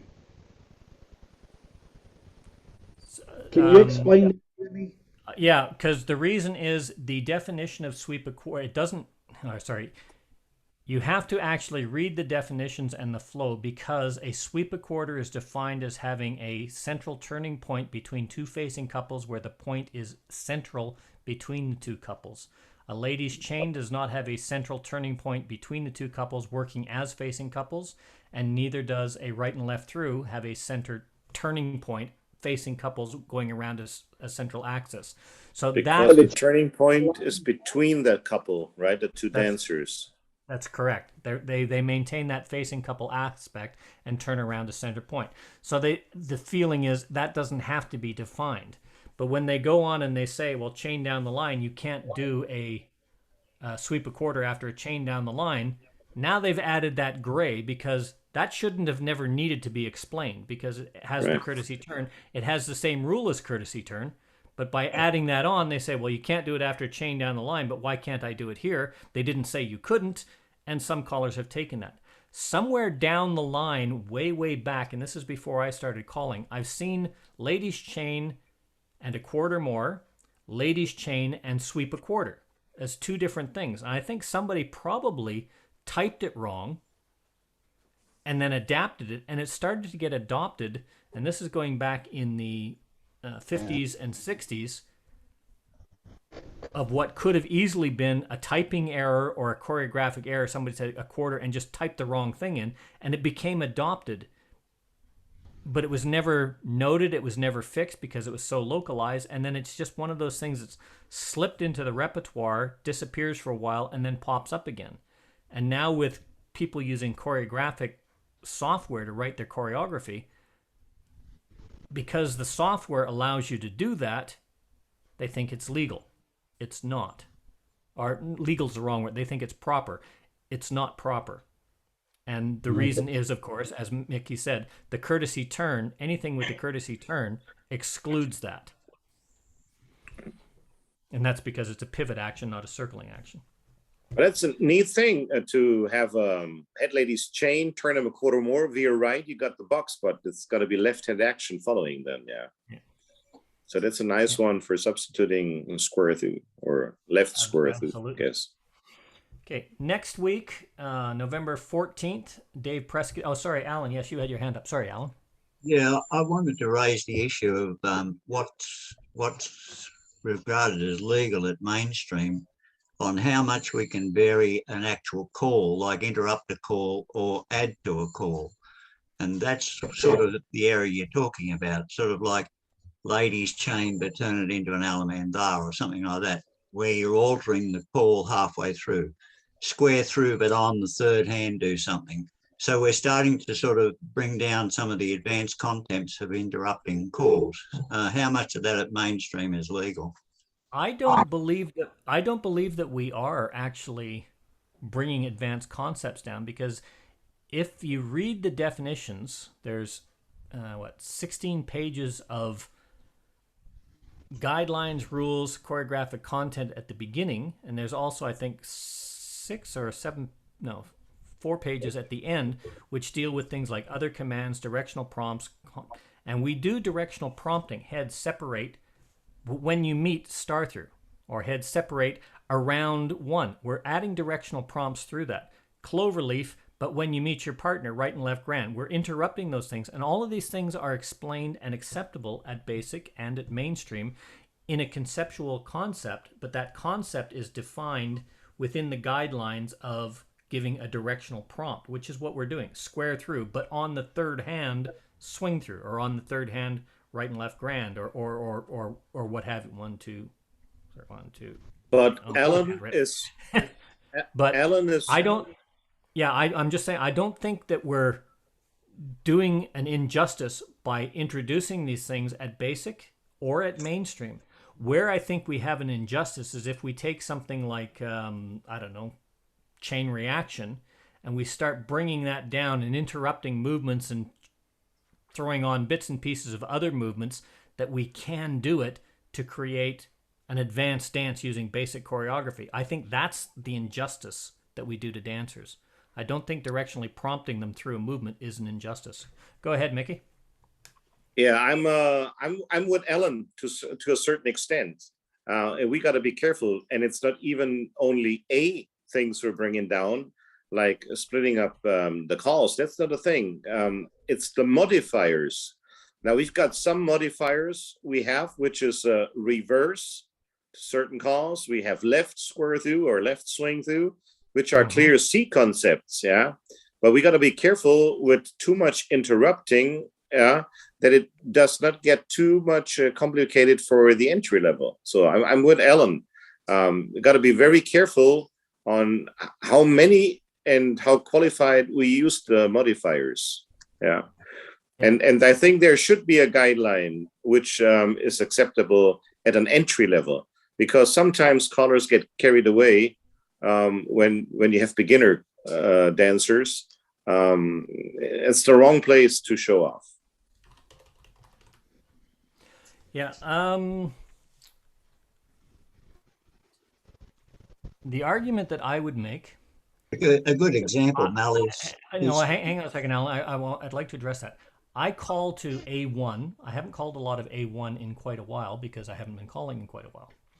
But I call basic, I call mainstream. When I learned basic and mainstream, this use of directional calling was introduced initially with the movement, well, other than the big circle square movements, but do passo.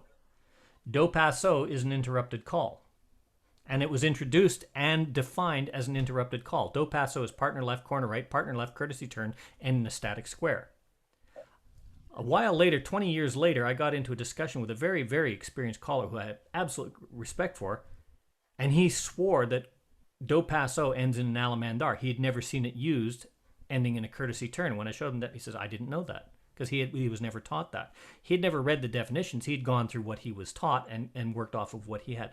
Directional calling and prompts like that, interrupted square, square through on the third hand, all of these other concepts are all used and all clarified in the basic and in the mainstream definitions. I don't call above A1. I've never even read the full A2 list of definitions. I couldn't tell you what's on the list. I purposely avoided that. And I've avoided that for the specific reason is I don't want to pull an A2 dance and call it directionally at basic or mainstream.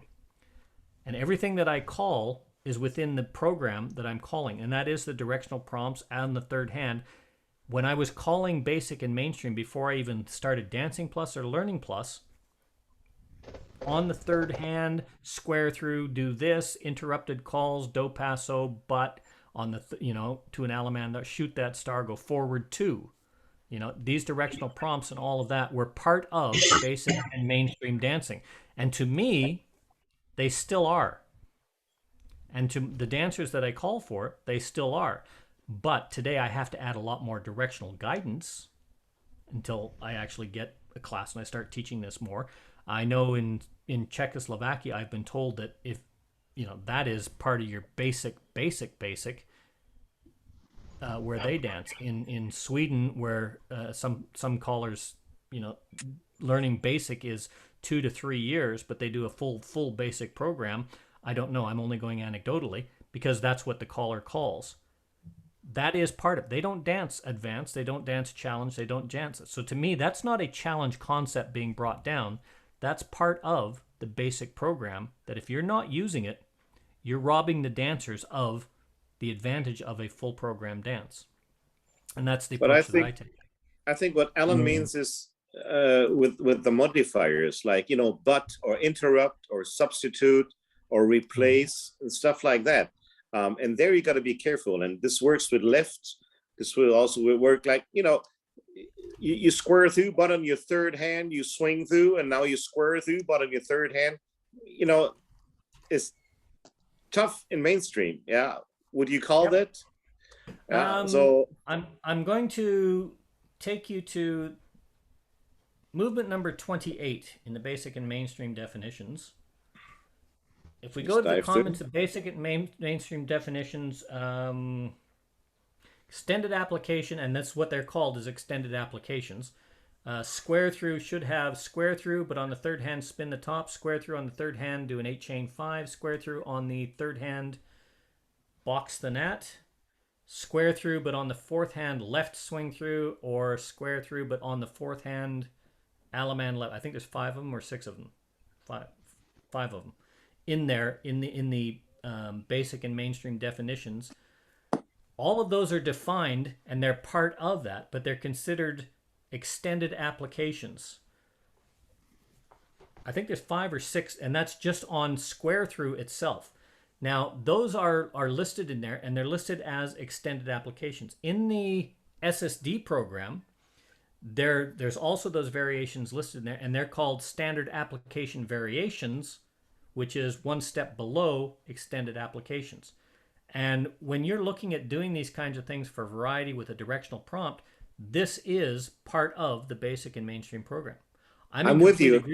I'm in complete agreement with Alan that you don't want to bring challenge level 1 or C4 concepts down that are complex and technical, but because you can directionally prompt them through it at a basic dance, that you should use them. I think that is an absolute wrong. I see your hand up there, Bob. I'm just going to let Mickey address that question, and then we'll get to you. Yeah, it's just on how difficult you get it, right? We do have modifiers, which are used to a very big extent at the C program, right? Or even in the A. But like having an ocean wave boy, girl, would that be a thing like swing through, but the boys go 1.5? I would have an additional trait. That's a thing. Yeah. I would not put that into a mainstream, but I this would is not a modifier. Yeah. Right. And that's where the if you remember Jeff's presentation and judgment, Tony's presentation and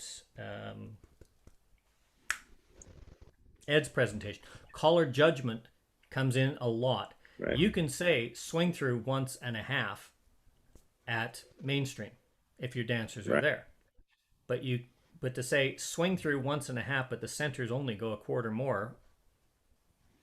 Now we're adding in a concept of I'm just being a dick as a caller. I'm calling for the caller. I'm not calling for the dancer's success. I'm not calling for the smoothness of the choreography. I'm just being a dick. Excuse my language, but that is essentially what it is. And you may successfully get them through it eventually, but chances are they won't be coming to any more of your dances. And I agree fully with you. If that's what both you and Alan are talking about, is that kind of bringing it down, I agree with you 100%. I don't agree with eliminating it. Bob, you had a comment up, and then we're going to come back to Alan that started this controversy. So earlier, I have a singing call that I really like to use. And for the figure, it's a 4 ladies chain 3/4. Mm-hmm. Heads touch a quarter, boys run. Pass through trade by, box the net. Dixie ran to a do paso, and I sing the part of the song. The do paso gives you time to sing the tail end of your song, and it ends with a courtesy turn right there at home.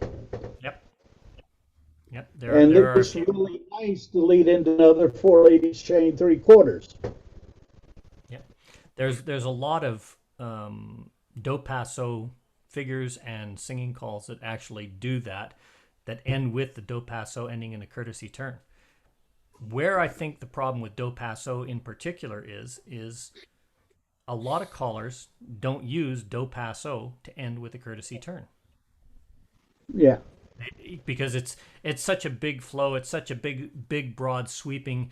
It's one of the big presentation flow demonstration, the alamandar, the do paso. You've got that flowing, sweeping circles into the alamandar, into the shoot the star and forward two, and turn it into a wrong way there. And you've got all those kinds of dancing actions that are really, really good, smooth flow, counter dancing, the big figure eights that are great. That we forget that this does end in a courtesy turn. It's a lovely movement on its own. There's nothing wrong with it. Mm-hmm. And I like it. I like it on a singing call figure. I usually, instead of the circle left, instead of the boy star right, I have the girl star right, and they come meet the partner for a do paso, and you can sing the lyrics of the same length of a Weave the Ring, right? And you get into a promenade, and have them a full promenade, have them do a full promenade, and then back into the lyrics. And it's a totally different feel to have the girls in the middle and come out with do paso, and ending with that courtesy turn, of course. Yeah. Yeah, one of the common ones that I hear a lot is walk around your corner, partner do paso, leading into a head lady center teacup chain, and you follow the whole thing like that for your openers. Yeah. There's a lot of those, and that's a lot of those flowing turns. Alan, you opened the can of worms. Now organize this worm wrestle. You're muted.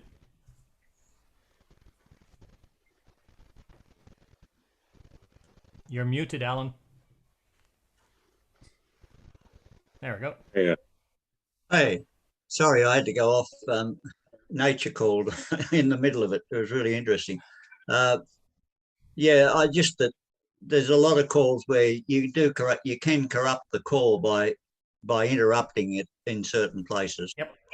And a good example is Four Ladies Chain Promenade.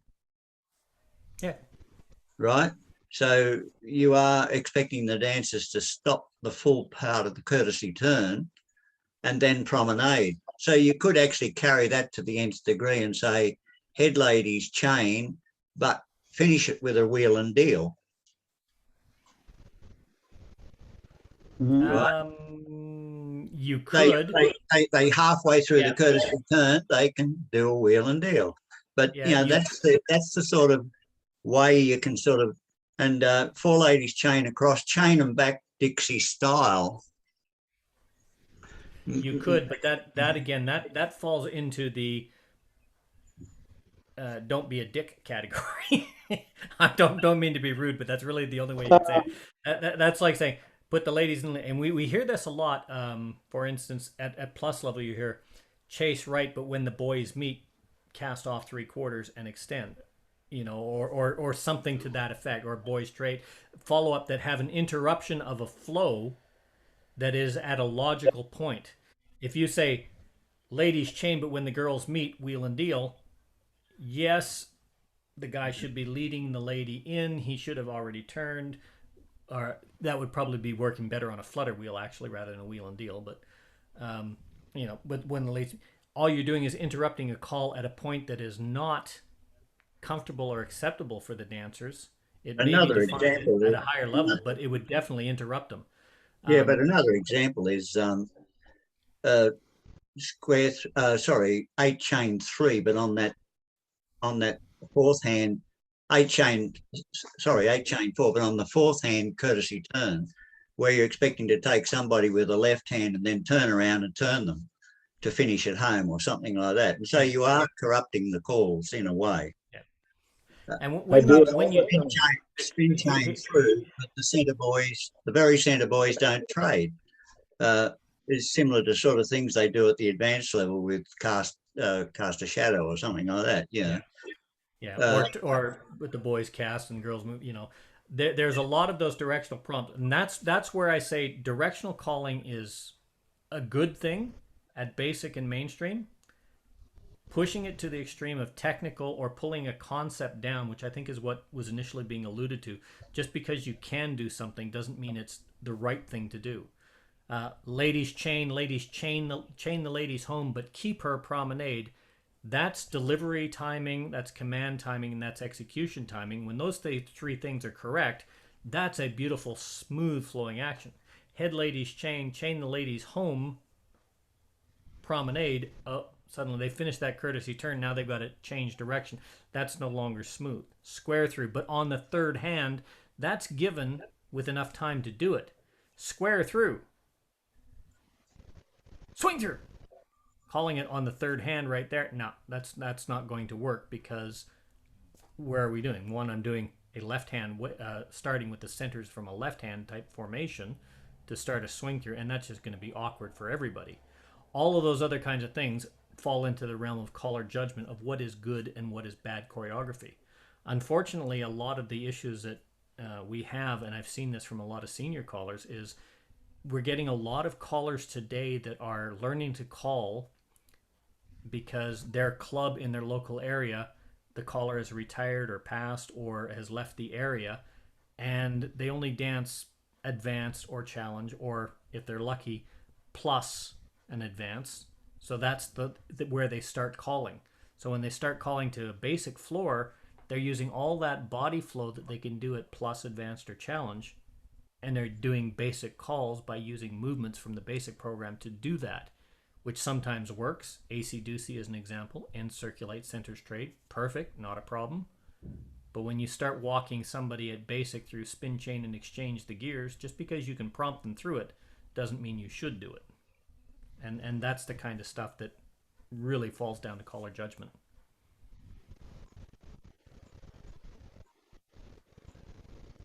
Excellent topic. You should be leading some of these sessions, Alan. We should get you up here to, you know, we'll call it Alan's worm wrestle. No, I'm a good critic. That's all. No, you throw some excellent topics on the floor for discussion, and these are things that unfortunately a lot of callers today are not taking into account. Is all that little stuff in the background.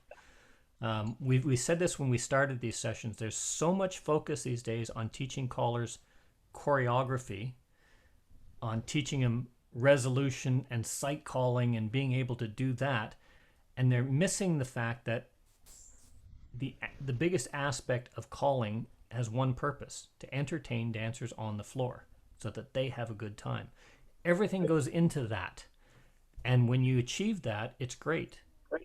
But that includes showmanship, that includes showing up on time, that includes professionalism, that includes music, that includes syncopation, that includes all the techniques of movement mechanics, that includes all the theory that goes around behind it, and all of that happens long before choreography. That includes modules, that includes basic definitions, long before it includes putting them all together and learning how to sight resolve a square from, you know, an inverted whoppity splash, whatever that Mel? for me. Yes. We got to be fair with the newbies now. There's a lot to learn, and everything you said is right, and I totally go along with it. But there's one thing which we cannot teach. It has to be earned, and that's experience. Mm-hmm. Some things you really got to earn over the time, yeah, and they will appear, yeah. You just got to be open-minded and to let it happen. That was one of the biggest reasons why I started doing these sessions. That started off, and yeah. You know, Mark signed on. Mark is a relatively new caller. He's been at it for a while, but he still classes himself as a new caller, and he's got the technical expertise. But I find his insights completely, you know, of total value, because it gives me the essence. If I can throw something at Mark or throw him a copy of the presentation, does this make sense as from a newer caller? Because what I'm trying to do is take something like equivalence today. I didn't want to teach you equivalence for right and left through or equivalence for square through. What I wanted to show was, this is what an equivalent does. This is what you have to consider when you want to use an equivalent, and everything that goes into it. Because it's so easy to say, well, if I do heads past the ocean, centers trade, swing through, turn through, it's a perfect equivalent. I just have to add a do-si-do. That's stuff that you learn as you go. Mm-hmm. Learning the theory of why this equivalent would be a bad situation here and why it would be a good. Once you know and see that would be a bad combination here, then you know, put an interrupt, you know, put a forward and back before I do that reverse flutter wheel or the flutter wheel or something like that. That's how you develop it. But you can't develop that without learning the theory first. And so what Mark has given me in a lot of this is the essence of taking it back and looking at it at a level where a newer or a journeyman caller can actually develop that basic foundation skill and understand why it's there, rather than just being told this is how you do it without ever understanding the why. Well, ladies and gentlemen, sorry, go ahead. I think it's creativity that sort of pushes callers to try and bend the limits, if you like. Yeah. They get to the stage where, you know, you've got good body flow, you've got all of those other aspects, and to get that extra pizzazz where you want it, you often start pressing the limits of what you do with a call or how you use it and all that. And so It, as Mickey said, it comes with experience about what you might get away with and what does have the right effect you're looking for, and not have the total wrong effect that you don't want. Yeah, Absolutely. And so, Go ahead, Mick. yeah, and sometimes it's creativity forces a lack of knowledge. So it's yeah. Somebody just put a piece of choreography in here. Head square through, swing through, boys trade. Yeah. Girls circulate, boys run. Bend the line. Veer left, bend the line, veer left. Here's the part I like. Ferris wheel centers, sweep a quarter, heads back away, square the set. Yep. In SSD, a lot of people call that a variation of the grand sweep. There's a lot of controversy about Ferris wheel and sweep a quarter more. It's only the centers. I like the fact that you say centers, sweep a quarter more, heads back away. The only issue I really have with that, the two things I would change with that would be swing through. I'd have the ends circulate before I called the centers trade, just because of the time it takes to do those two actions. And on then you have a boys run, bend the line, veer left, bend the line. From facing lines, a veer left and bend the line. That's where you start pushing the comfort levels of space. So if your dancers are there doing it, the fact that you're not doing things in there, that will actually work, and it's not bad. So bend the line, you're getting them to, but you do a bend the line, veer left, bend the line, veer left. You walk them through that in your pattern, I don't think your dancers would have a problem with that at all. Well, everything before the Ferris wheel was just to get playing on Town Nations, just to get myself there too. With the thought that came in my head is it'd be nice if I could do a Ferris wheel and sweep, and the centers sweep a quarter, and boom, you're home. Yep. And everything before that was just me trying to get Tam Nations to get me into that position where I could do that Ferris wheel. Yeah, I've seen variations of Ferris wheel and everybody sweep a quarter more, or Ferris wheel and just the outside sweep a quarter, the center's back up, you're home. I've also seen from lines facing out, wheel and deal, and everybody concentrically sweep a quarter, outside stay on the outside, inside stay on the inside, sweep a quarter, and you're home. Those kinds of things do happen. They are gimmicks. I'm not going to lie about that. They are gimmicks, and you would have to prompt your dancers through them for success. In the SSD program, Jerry Story uses what he calls a grand sweep a quarter. Or sorry, no, he calls it a super sweep, I think it is. Because grand sweep has a whole different meaning. But a super sweep is essentially that, where you're doing a Ferris wheel and you've got the, ends and centers doing the sweep a quarter, and away you go. They are gimmicks, cool. No problem. Use them. Cool get out on that. Don't abuse them. Go ahead, Bob. A cool get out would be everybody sweep a quarter, centers go twice, you're home. Everybody sweep a quarter. Everybody sweep one quarter, centers go twice, you're home. Yeah. Everybody sweep a quarter, centers go twice, and you're home.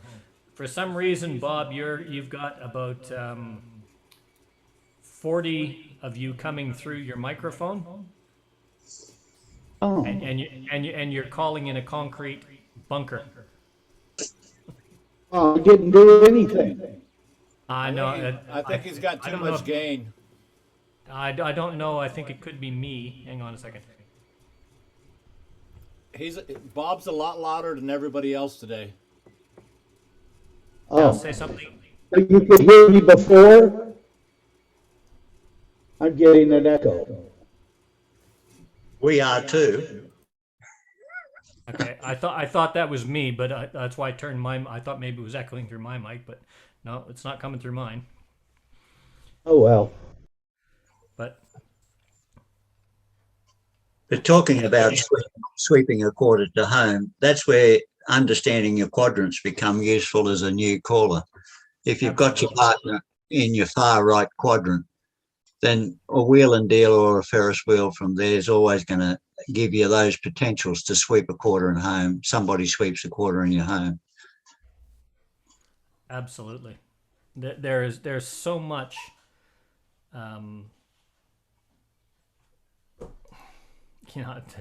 There's no way to actually say it. It's just there's just so much that is out there that you can do with things like sweep a quarter and add on and do the variations and the gimmicks, which is a little bit of what we were told. We're not fractionalizing; we're actually adding on to it. I was just looking to see if there was any of these. You have the inside box sweep a quarter and the outside sweep a quarter box. Then we have a clear C concept, which is concentric sweep a quarter. So it's got to. It's nice to workshop it, but you got to be careful with it. I've seen that as a wheel and deal, where the outsides work together, centers work together. Do a wheel and deal, outsides and centers work as outsides and centers. Everybody sweep a quarter, and that creates that concentric concept. But as I said, if you're going to use that at a mainstream floor, which is the lowest, I wouldn't use that at a basic floor. It's a gimmick, and it's used as a gimmick. What do you got?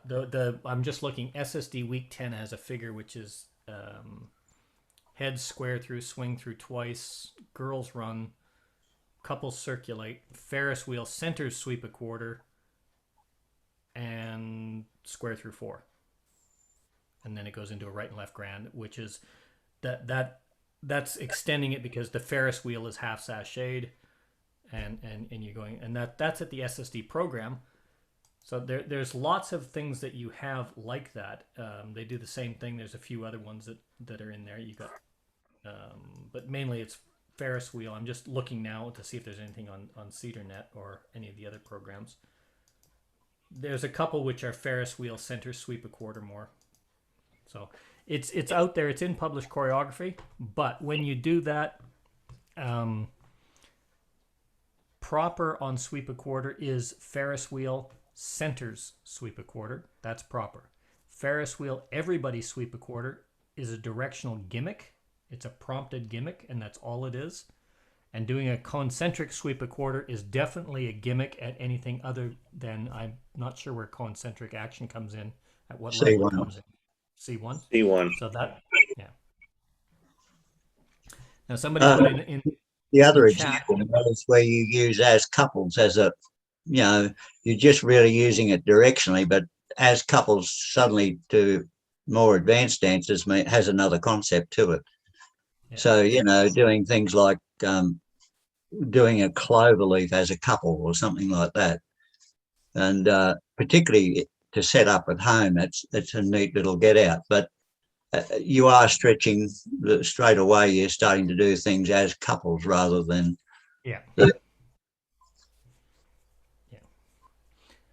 the typical one I use to get an at home is our magic module, where you from your corner box swing through.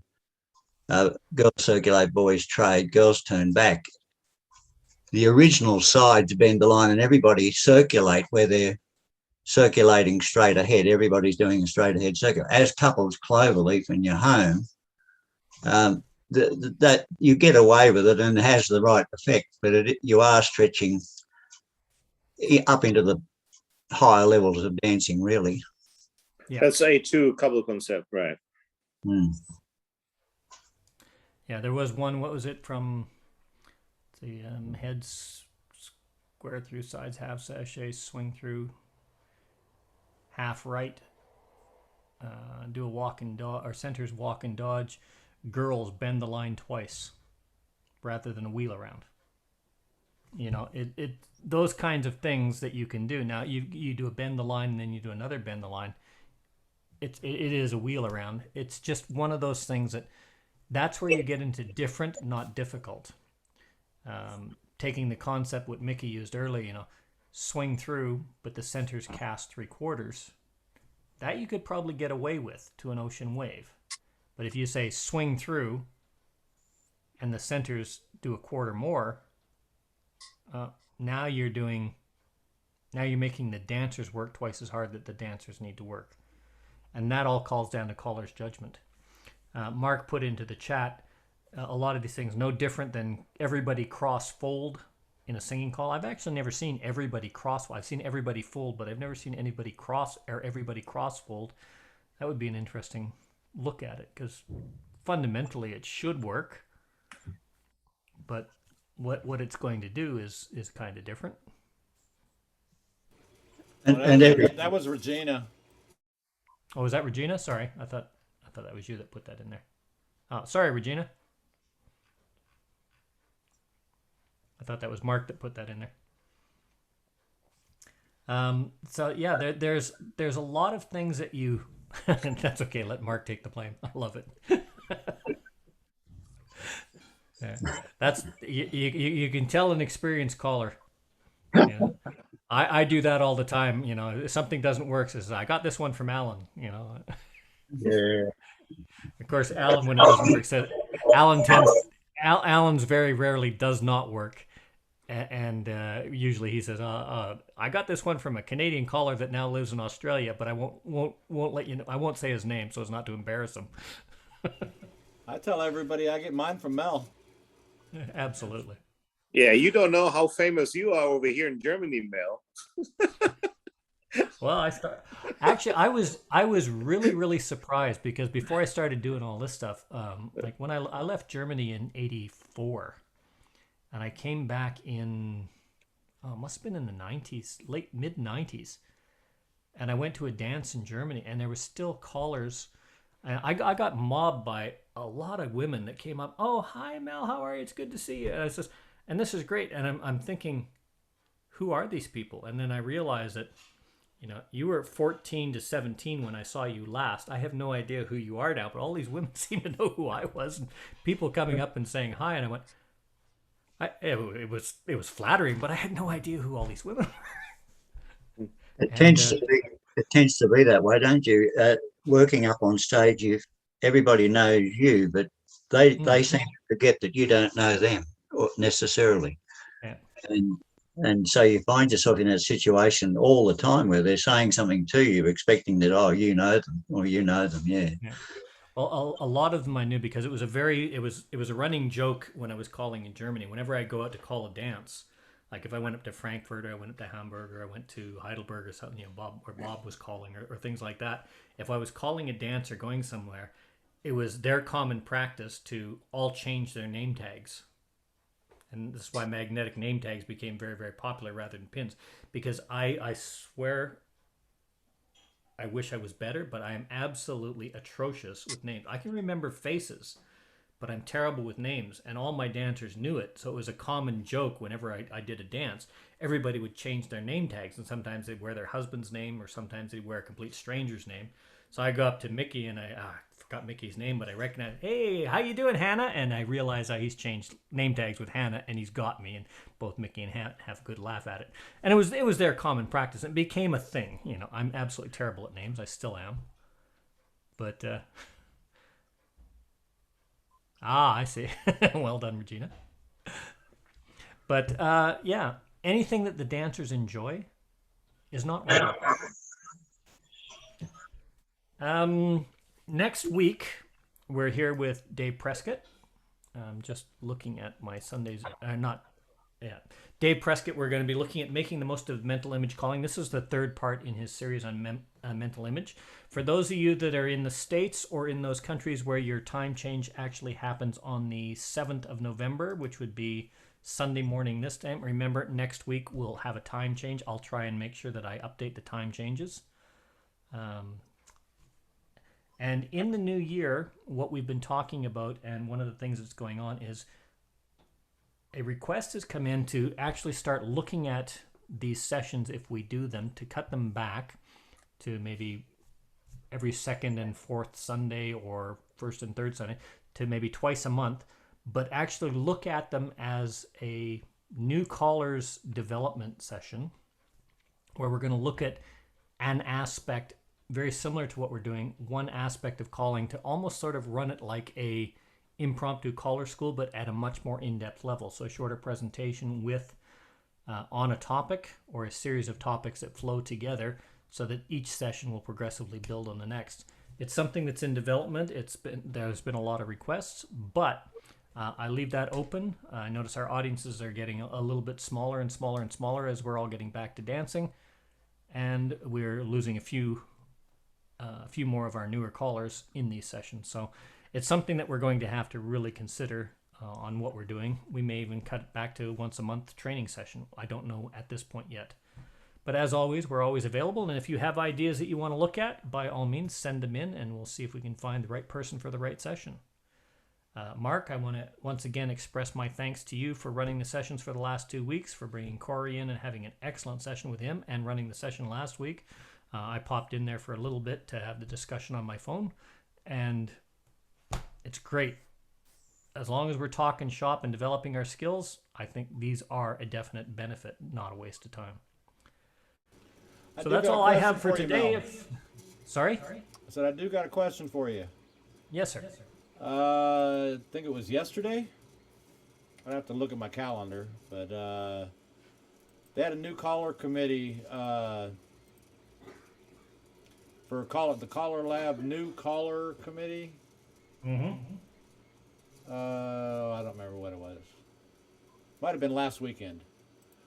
But anyhow, I brought up to them, I think you chimed in on the messages me and Dan were talking about all these videos. Finding some place to put them and stuff. And I talked to Teresa from Caller Lab.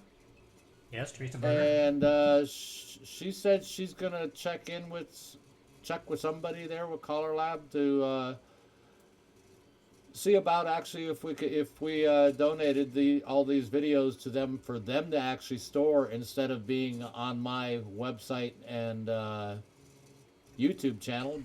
Yeah, I believe you and Dan were talking about that, and what it is, I don't believe Caller Lab hosts the videos or hosts a space, but what they will do is they will maintain the links as long as you keep the links updated to where the sites are as far as the database. There are some which they will put into the databases and calling, and they reference, but right at the moment they're just doing the links in the Caller Lab. So, additional training, here's a link to this. Additional training, here's a link to this. Same with Behind the Mic website. They're not actually storing it because of all the material that's out there. To store all the stuff on a dedicated site would be astronomical, especially when you look at some of these sessions are something like, 600-700 megabytes in size.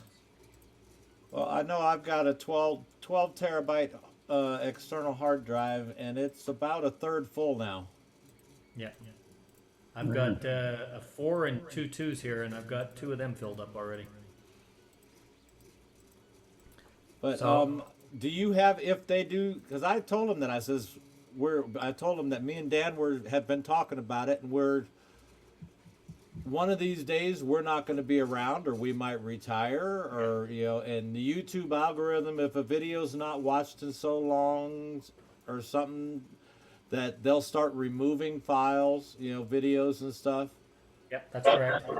And I said we've been trying to figure out a way to preserve them so that doesn't happen. Someplace that can be permanent and last longer than me and Dan will be around. Yeah. So well, there are a lot of training, like the GSI school, what Dan and Don do, what we do here, and a few others. There are some sessions and things that definitely should be preserved. There's discussions that should be preserved. It's a matter of economics, really, when it comes down to it, though. Caller Lab does have the money, in my opinion, to do this, and to host these things on their history files, on their knowledge base, in their database. But it is a lot of work for who is ever going to maintain that to do the milk. What is really nice is I believe you have all of these things stored on a terabyte drive, which is a separate drive rather than live, and that can be taken and put in, which is a lot easier to work from than working from the clouds. There's a lot of options, but I think the only way of going around it is actually approach some of the Caller Lab committees, especially the caller training committees, the new caller committees, and to highlight the value of these, put a motion forward to Caller Lab to have this action that can go out as a whole log and get support for it. Once you get enough support for it, yeah, they probably would do it, because there's a lot of material out there. There's that's what we're going to videos and calling from the 1950s. which are there in the history project, that they've done exactly that so they don't lose it. Well, that's what we're going to try and do. So my question for you is, do you have any problem with me doing that? I have no problem. I have always been the type of person that I may say things wrong, I may get things wrong and incorrect, but I don't say anything that I'm not willing to stand by. If I do say something and it's wrong, which happens quite frequently, tell me I'm wrong, show me I'm wrong. I'll accept the fact that I'm wrong and accept the fact and say, hey, I was wrong. There's a lot of material out there. I've presented a lot of material, and I'm the first to admit that I'd say probably 80 to 90% of this material is not my material. It's stuff that I've learned and picked up over the years. All I've done is reformat it into smaller bite chunks that you can just chew on for a while. A lot of the material, even the stuff on equivalence today, is not all mine. Most of this is theoretical ideas that come from a variety of websites. So it's collated in one place. There is a lot of good callers. I know the European Callers and Teachers Association used to have a database that had this both in German and English with a lot of their notes. The British Association has the same thing. The T&D, Toronto and District, and Just Caller School has a lot of callers notes. There's a lot of other callers associations that have notes out like this, and video presentations that should not get lost. And I think if there is something that is concrete and solid that has a good training curriculum on a subject like these things, they should be preserved. Okay. Certainly,